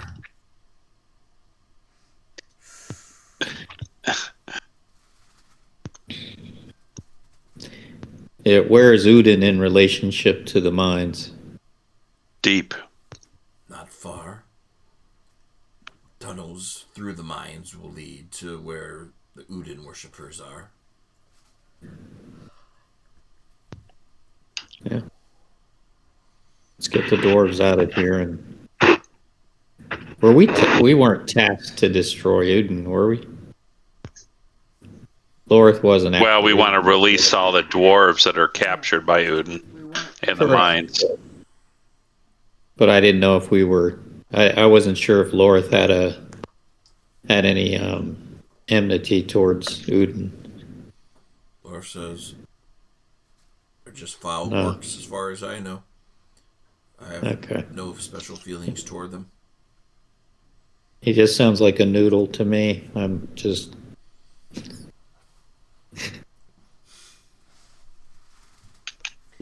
So, does he tell us anything about the setup? Can we get him to tell us about the setup of this?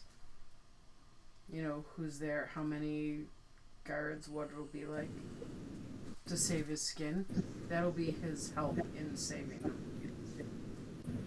Well, Ash told me he came with 2 of his sisters.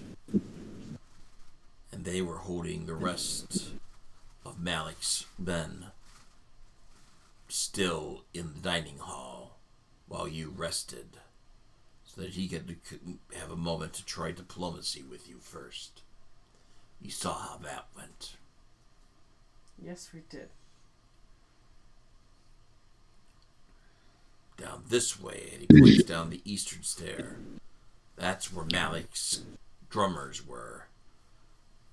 Great orcs with a very good sense of rhythm, who could send out codes across these caverns with their drums.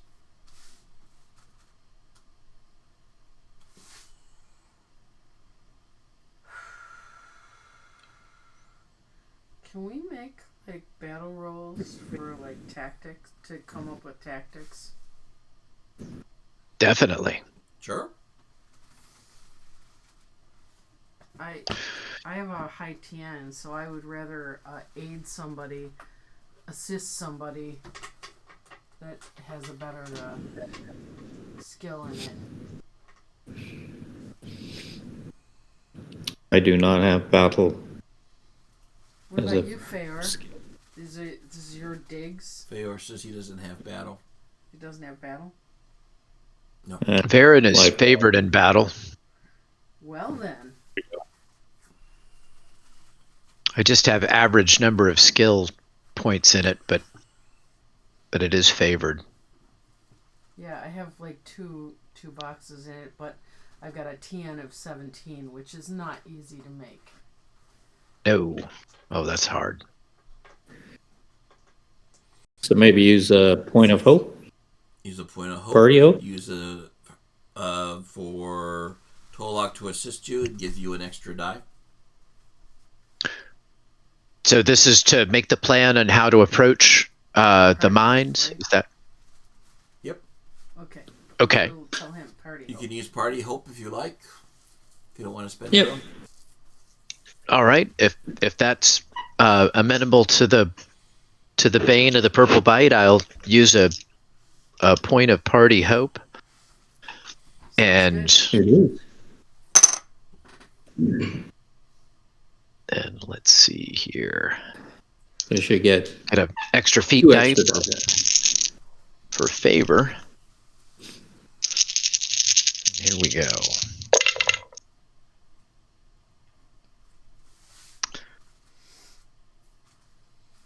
So I got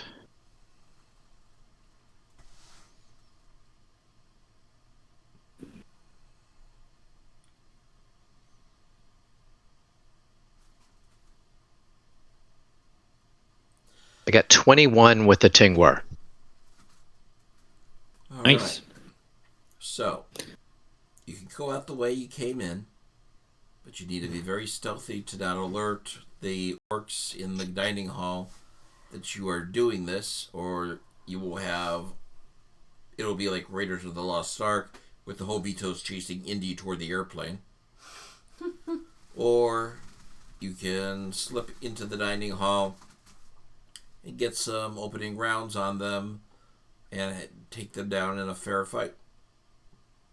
It's whatever you think would be your group would benefit most from. How many do we think are in the dining hall? Nobody knows except for Ash, and he's not talking anymore. Oh, Yeah, he doesn't even have a 3-dimensional skull anymore. no. We could have squeezed it out of him, but didn't work. Well, Varen is not very good at stealth. I don't mind slaying all these orcs. Yeah, I think the fun of dinner is over. Yeah. Time for their just desserts. At the end of my spear. I'd still prefer the second option, but is there? What if there was a person on point? Would they be carrying the stealth for the whole party? Yes. So Yeah. the scout or the guide? The scout, I think, would be it. Yeah. So that would be fair. Let's take a look. We haven't done that in a while. Wait a minute. Yeah, I think I'm the scout. It's hard spear. You got I'm good at stealth. Ring? And I'm good at stealth too. Yeah. I'm a ranger. Yeah. So we're gonna sneak into the dining hall and Yep. let loose. All right. And butter their biscuits. I can aid because I've got my new mithril armor. Alright, you go and you sneak in. Somebody make a stealth roll to lead the way. Heart spear. That's Heart Spear, the scout. So Heart Spear, make a stealth throw. Okay. Come on, I got Spear. 18 with the Tengu. 18 with And the that Nice. beats my wits. You move through the shadows. They are all in an uproar. Malech is not dead. Malech is strong. Malech could not be killed by the eagles or Bane. And the Uden orcs go, no. He is now dead. But you do not need to be. How would they know? They said it was a prophecy. Yeah. So, you will serve us as Uden orcs yourselves, or you will be sacrificed. And then there is a huge argument amongst the orcs about what they should be doing, at which point you drop in with your weapons. We can get opening volleys on them. You get opening volleys. All right. Don't forget, Laura. She gets opening volleys too. Mm-hmm. We do not want her to not do that.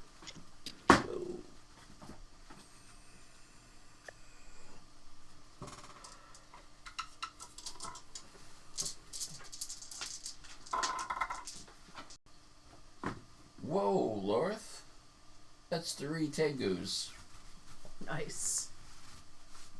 She's good at the bow too. She's very good with the bow. So that is 21 plus 5. That's 26 points of damage to that orc. Jesus.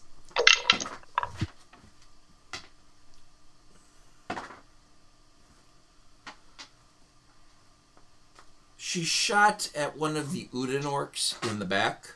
Yeah. And you saw the shot to his throat. It should have dropped him. Instead, he just gets angrier. I got 18 with the Tengu. 18 with the Tengu. You going against an Uden orc or a regular orc? A regular orc.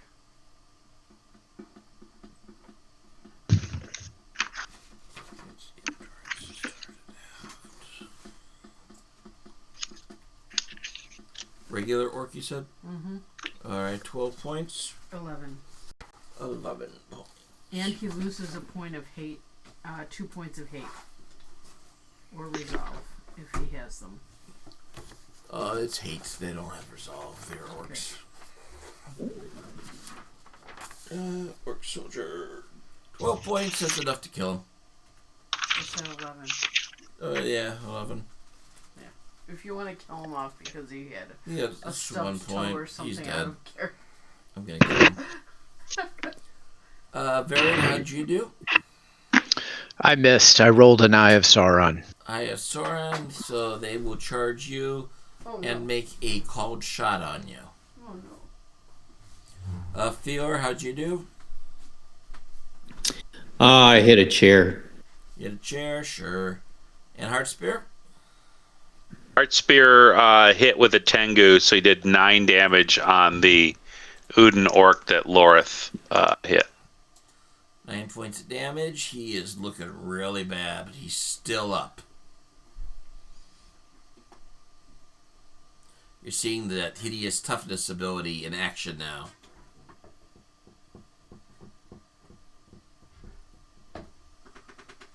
Alright, declare stances. Baron, what stance do you want? Varen, seeing these enraged orcs cast their baleful gaze in an almost supernatural way, he's going to go defensive. Defensive, wow. Nice. Tolak, what stance do you choose? How many orcs? There are 1, 2, 3, 4, 5. And these, I mean, how many of these Uden orcs are they naturally set apart? Can you tell the difference? 15 normal orcs, 2 Uden orcs. Okay, I'm gonna go open. Yep. Heart Spear. I will go forward. Forward. Ooh. And Fior? Eeyore will go defensive this first round. Defensive, okay. Heart Spear, you start the battle. I will run up onto the dining table and Nice. run along the dining table and take out the orc that's in the middle there, Sure. heading towards my Uden friends. Take him out. I hit him with edge for 5 damage. Nice. Okay, he has 2 points of armor.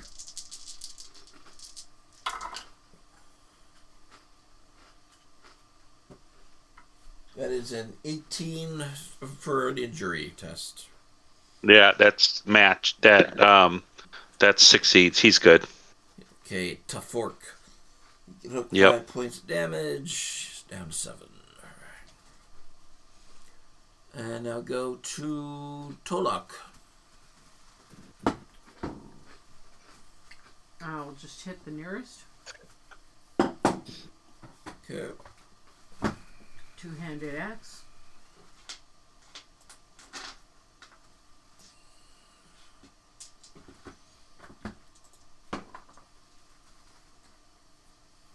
And I have edge. Edge. 2 dice. I have Sora, and they protect. Oh wait, no, that's a 4, not an Eye of Sora. That's an 11. Yeah, that's not gonna work. Okay. I made it no Tengus. Alright. You made it, so he is dead. Because of your Eye of Sauron. I mean, your Gandalf. And now we go to Lorith. She will rush to this one. And with her sword, she has 6 dice.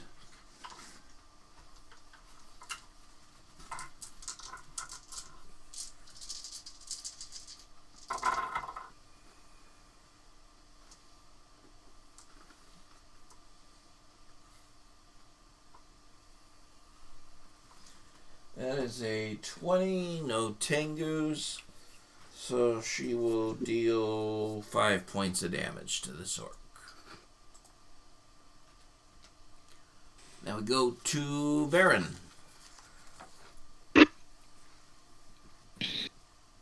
Varen will move up on by Lorith's side and attempt to finish off what she started. Nice. Let's see it.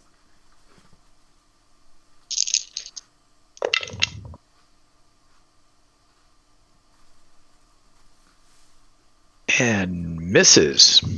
That is just terrible rolling. These orcs The last are couple of highly rounds. motivated to avoid being sacrifices to the Uden orcs. And now we go to Fior. All right, Fior.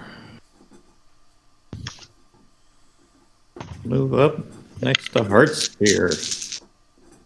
And did you hit one of these, Heartspear? Yeah, the first guy that's right in front of you. Right here? This one? Yeah.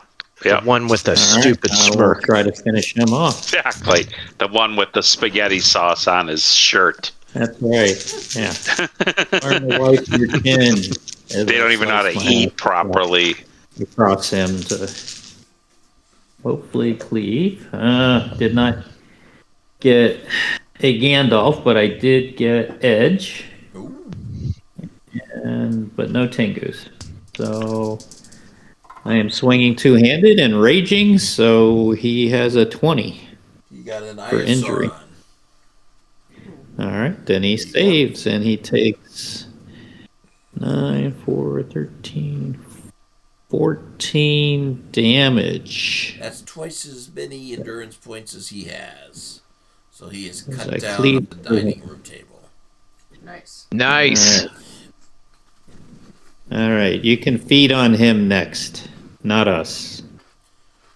Eat your own first. Meat's back on the menu, boys. That's Nice. right. So this one will rush up and attack Varen. Let's see, 3 on the scimitar. I am defensive. Oh, you are defensive, so we'll take 1 away. But we can use a point of hate to fuel that up. Another Sauron. Make a protection test. All right. Can you use Party Hope? No, you can't use hope on armor tests. Oh, that's right. It's been a while. But he has the mithril armor, so we're going to see how protective this is. Okay. Yes.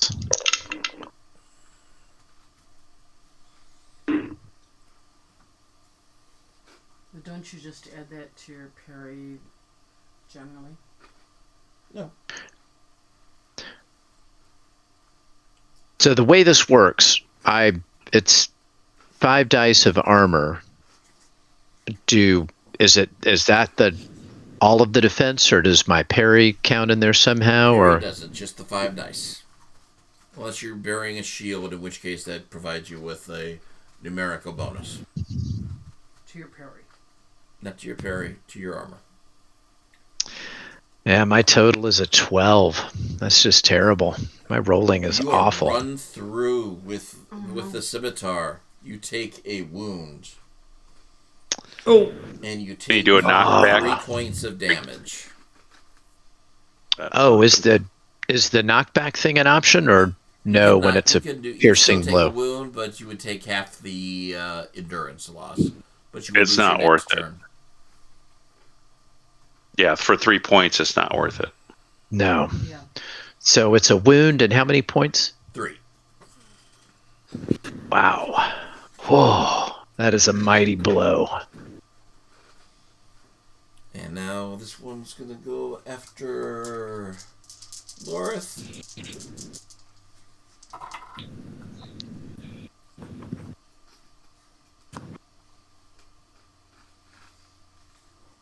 That is a 17 that will hit. And it will do 3 plus its attribute level. That is a 6. So Lorith is down to 21 points.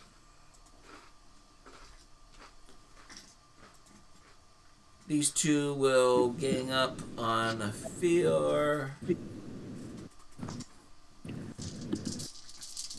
I am defensive, by the way.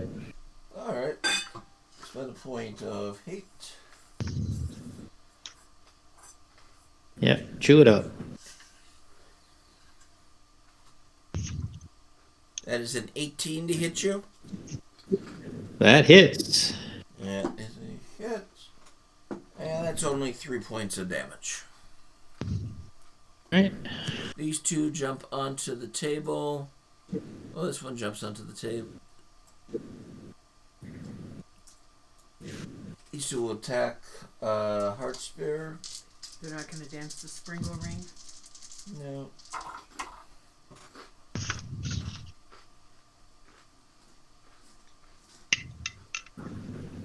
That is a 16 to hit you, Heart Spear.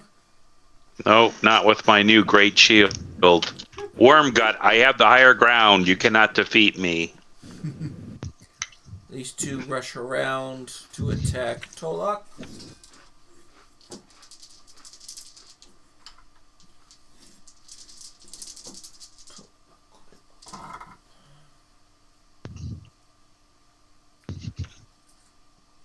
Nah, that's a 15. A lot of ones on there.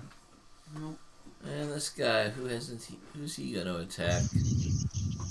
Well, there's 3 of them. I haven't put into combat yet.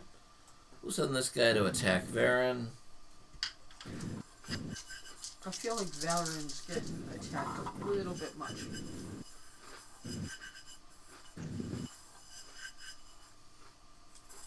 Could be his positioning. That's a 15 to hit you, Varen. That will miss. Alright. This one will rush in to attack Heart Spear. I was forward. Yeah, but not with a lot of 1s and 2s on the die. That doesn't matter. This guy will rush her over to Tolok. Whoa.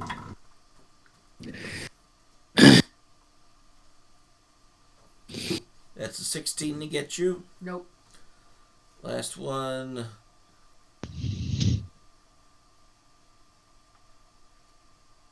Goes up to Fior.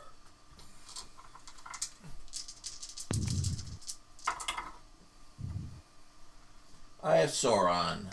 Uh-oh. Make a protection Alright. test, Fior.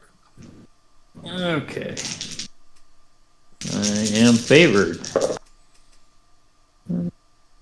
2 Tengus and a Gandalf, so I think I'm safe on the protection nice. test. You are safe. However, you do take 6 points of damage. Right. The Uden orcs laugh, and their torches burst into flames as they take their time to get involved. New stances. Forward. Broken their staffs, that's just wrong, Garrett. Tolok, you said forward. Yes, I did. Heart Spear, what stance? Open, he's going to sing. Open, Fior. Nice. Fior staying defensive. Defensive. And Varen. I will be defensive. Defensive. Okay, you feel a little bit exposed there, Varen. Tolok, you are first. You have 3 on you. Uden work? Nope. Uden orcs are hanging back, watching the fun at this I point. can't push past these guys. You can make an athletics roll to get away from them. You know what? I'll just slaughter them. Okay. 2-handed axe.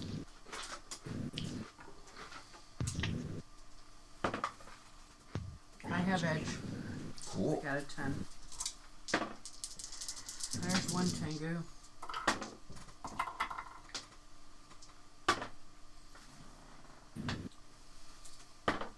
That's a 16 to save. Nope. He's dead. It's a 22 to save. Oh, come on. You know what I got with this? What'd you get? 10, 20, 30, 36 with the tango, bitch. Wow. Wow. Okay. Cut in two. And Heart Spirit, is your turn. Damn straight. Heartspear, he kind of sings a mocking song. Malech One Eye was a paranoid fool, preserving his own skin, his cardinal rule. His right eye was lost in a dwarven fight. Must have been how he lost his insight. As Udin's lies fester in the mines, Malek's head was severed from his spine. Udin's slaves came forth to lie and shout. The cult leader's spark will soon be put out. Nice. Hooray. Well done. Well done. Good. Sweet. And Make a he's sorrow. okay. We're good at that, my precious. So now this, Oh. this Oh The my God, song- this is the pretty song good. enhances the fighting as well. I don't know. We'll find out, but Okay. it's pretty good. I got a Gandalf with 2 Tengus. Nice. Nice. So Nice. And I succeeded. Weary, 1, 2s, and 3s don't count as zeros. And now I will fear the orc in front of me. That's edge with Tengu, so at least 11 damage. Injury rating of 16. Nope, he got an 11. Which one was it? At what o'clock was it that you were attacking? It's 12 o'clock. 12 o'clock? Yeah, he falls into a pie. Nice. My spear is a foe slaying. It's foe slaying orcs. It gets edge at 9. So that's why I'm hitting the edge with so many of these orcs, because I got 9, 10s, and Gandalfs. Nice. Excellent. And now for Baron. The has Lorith swung at this thing again? Did she miss Yeah, I or? forgot about Lorith. Let's put Lorith in there. She'll go with the one on her.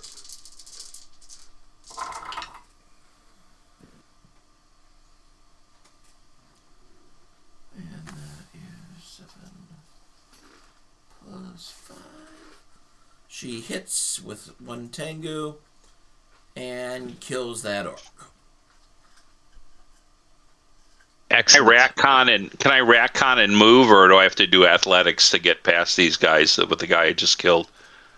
You have to make athletics, but you can still make an athletics roll if you want to do it. Okay, I'll try. No, I failed. You do not get away from them. Varen, it is your turn.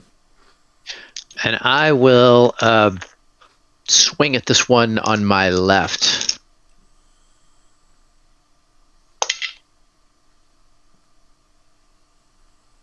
And miss. You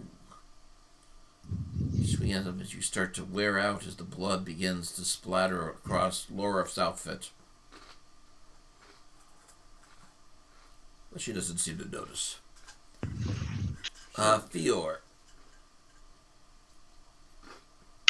Theor is going to do the one directly in front of him again. And, swinging away and losing dice. 1 Tengu. I got an edge again and a Tengu. So 12, 21, 26 and a Tengu. 26 and a Tengu with edge. Okay, that's an 11 for injury. No, 20 for. Oh, yeah, he failed. Yep. You slaughter him. Yeah.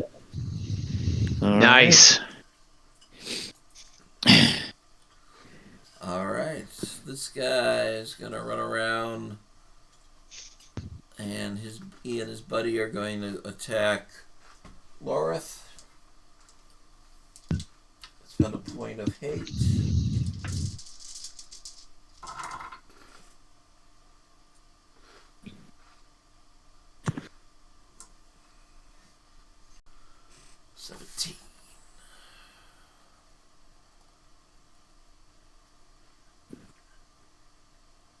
Yes. That will hit and do 3 points of damage to her. That was their turn. 2 guys left on Varen.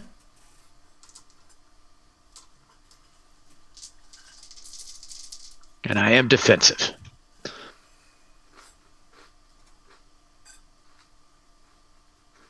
That is a 21 to hit you.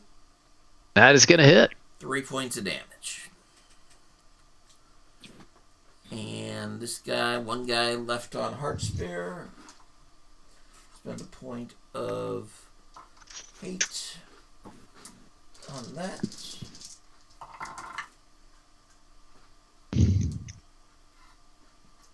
Uh-oh.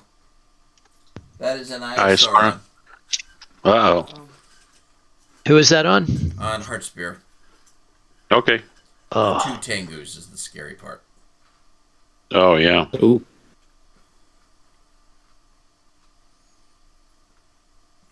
Right. Protection test of 23 23, you for save with a against Tengu. that. With a Tengu, but I don't know if that matters. Doesn't matter, but it does for save your butt. You will take 9 points of damage. Nice. 2 attacks on Feor.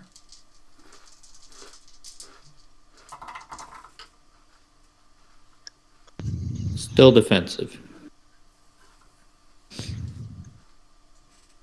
Which is why you don't get the Tengu on you. Instead, it's a 19 to hit you with no Tengus. 19 hits. That's 3 points of damage. All right. The Uden Chipping away. orcs march their way forward. This one jumps on the table and goes after Feor. You may have to pick up my other book. He hits a torch staff at 3. Spend a point of hate.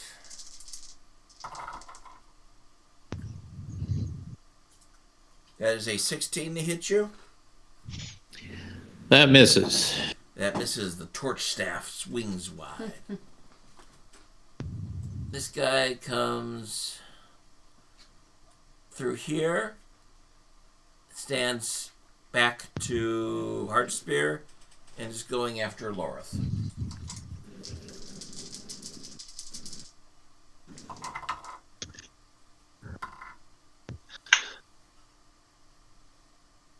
That is going to hit. And what does he get to do? He gets to do 4 points of damage with a fiery blow, plus 6 points of damage for the Tengu. 10 points of damage to Lorith. She is weary. But I did my song. Is it just for me or is it everybody? Oh, it's for everybody. Okay. She is technically weary. She's just not affected mechanically because of your song. Yeah. Oh, what? oh, What did that's we good. all get from your song? I am also weary, so that's good to know. Mm-hmm. And that Sorry, what do we all get from the song? when you are weary, 1, 2s, and 3s still count normally. Got ya. Normally they wouldn't count. Okay. So now go to new stances. Tolak, what do you choose? Forward, I gotta jump into those Odin worshipping orcs. Forward. Okay. Heart Spear. Yeah, I'll go forward too. All right. Fior. Staying defensive. Staying defensive. And Varen. Defensive. Defensive. And Heartspear's song is still in effect, yes? Yes, it is. It's in effect for the whole combat. Unless for some reason you drag the combat out over 10 minutes. Tolak, what do you want to do? You have 2 guys on you. I want to push past them. Okay, make an athletics roll.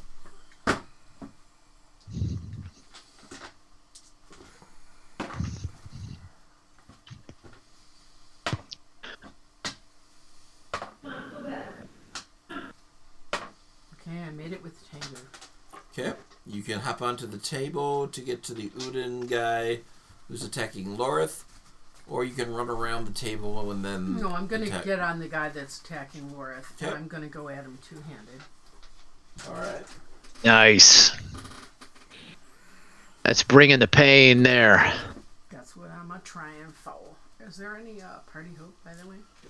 Party hope. There is 3 points of party hope.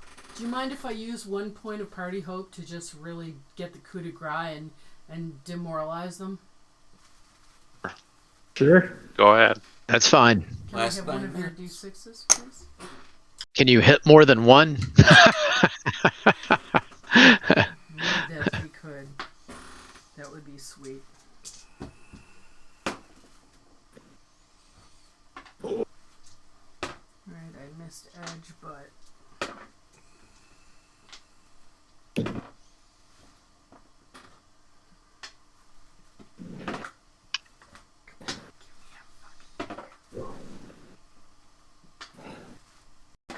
Alright, there we go. 2 tangoos. 2 Tengus. I made Nice. it like crazy with 2 tangoos. So, he, Yeah. Damage plus 2 times strength. and he loses 3 points of hate. 3 points of hate. A successful attack and one for a successful attack and 1 for each tango. So that's Nice. 19 points. Alright, he's dead. How do you take Nice. out this guy? He's menacing Lorith, but it's not so easy when there's an axe that starts at your back and separates your ass cheeks completely. Alright. And Heart Spear.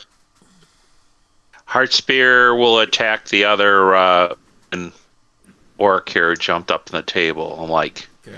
don't you have any manners? Oh, I can see by your appearance that your mother was super ugly. You were born out of shit and squalor in the pens of the wargs. You shall die. So I hit him with my spear. I got a 26 to hit, and I do 5 damage. 5 points. Okay. And that's Excellent. one kill. Whittle away. And you will taunt him a second time. Yes. Don't make me taunt you again. That was Heart Spear. Now for Varen. Your mother So smelled Varen is up. elderberries. Varen is up. All right. Varen, who has received a much needed boost by Heartspear's song, will swing at this one on the left again.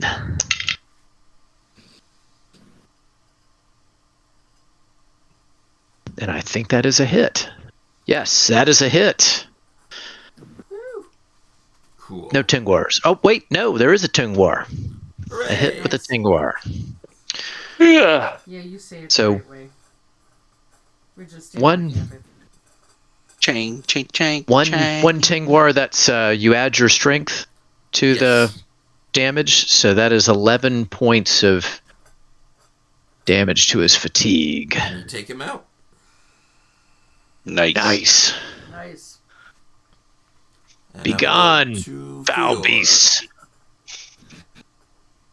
All right, Fior is going to take on the. Does Udin like to skin cats? Because your face just looks like it's been ripped to shreds. Goodness. Yeah.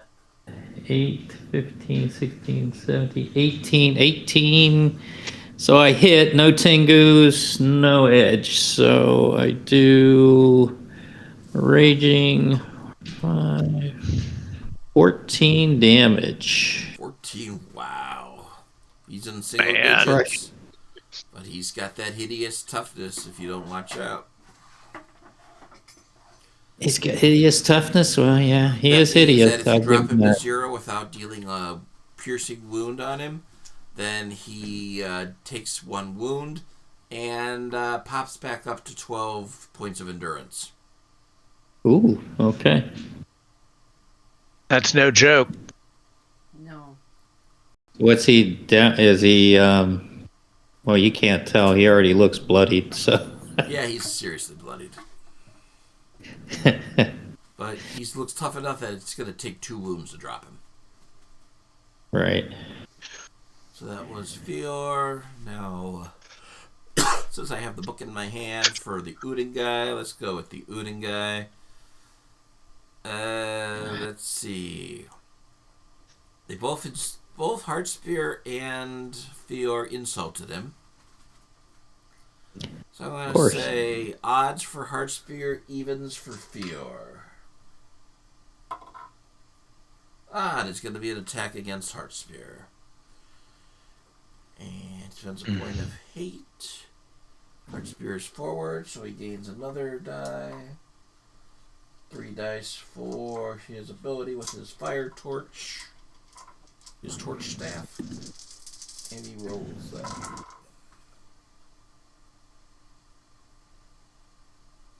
That's a 22 to hit you.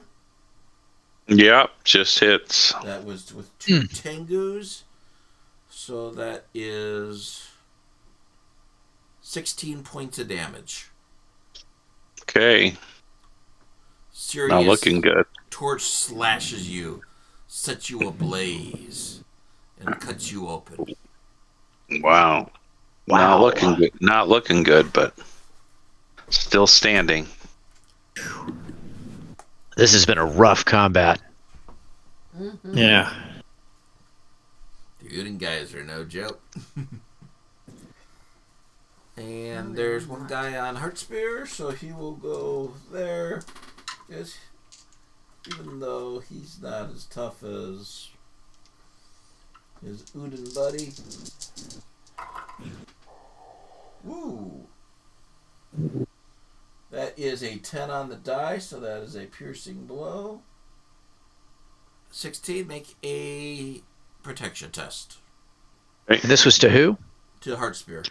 Heartspear. Oh, I got a Gandalf. yes! Correct. And that's Yes. the shield. Yes. I don't know if that counts. I don't know. Yes, that. I got the shield. Yeah, it does. And he.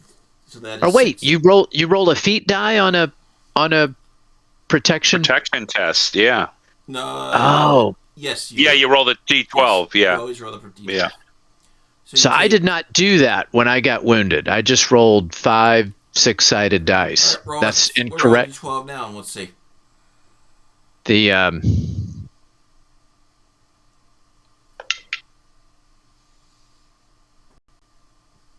I rolled a 9. Would that have The, put you over the edge? I can't remember what your. I think I rolled a 15.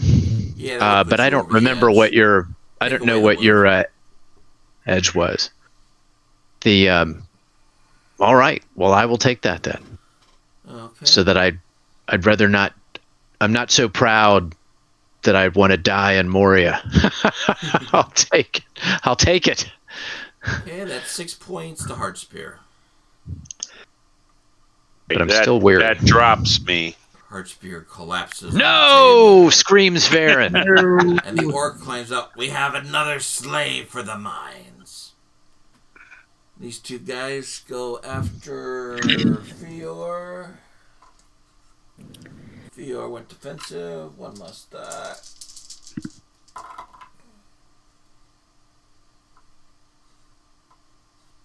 That's a 12. That'll hit this.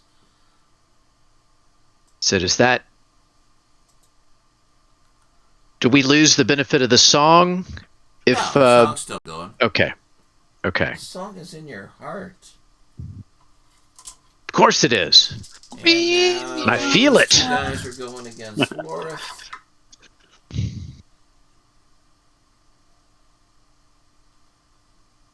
They just missed by 1 point. I think they might have been able to drop her too if they'd hit. And Varen, it goes against you. Let's see. One guy. That is a Gandalf. So that's an 11, that'll miss. Yes. So as you are standing in this dining hall, blood soaked everywhere, bodies piled high, and one Uden orc laughing, going, "It has been prophesied by the fire god." That is where we will call it for the night. No. Oh, cliffhanger. So now all of the ones left on the screen are still alive? They are. So 1, 2, 3, 4, 5, 6, 7, 8 regular orcs and one Uden orc? Yeah. But it was like Wow. 15 regular orcs and 2 Uden orcs when it started.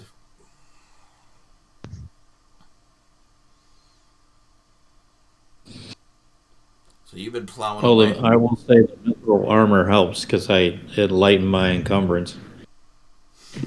So I want to thank everybody for tuning in to Threats from Mirkwood, the Bane of the Purple Bite, not the company of the Whiskey Drinking Bear. We will tune in next, the first Monday of the month, and we will finish this combat and finish our adventure in Malech One Eye's Citadel. You can find me on Blue Sky at Barefoot Tour Guide. With me is Mary.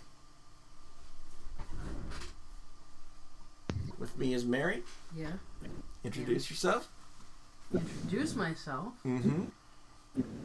Say goodnight.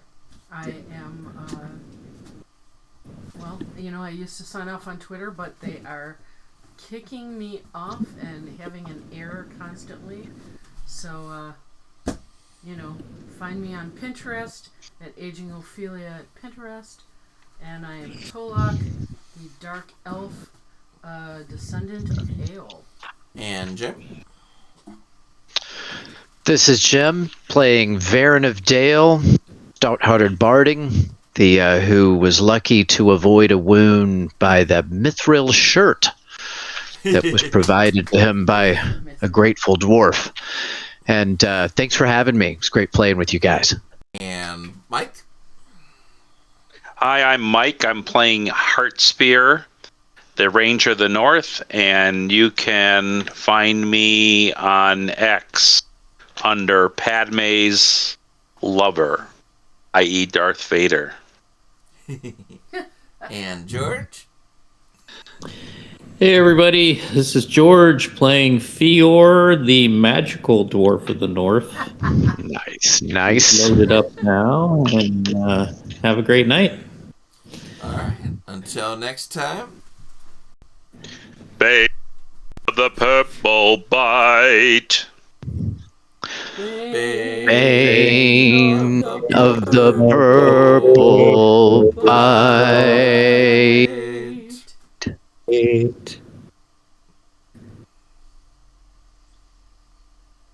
I think Mike didn't cut in, so just go 3, 2, 1. Wait.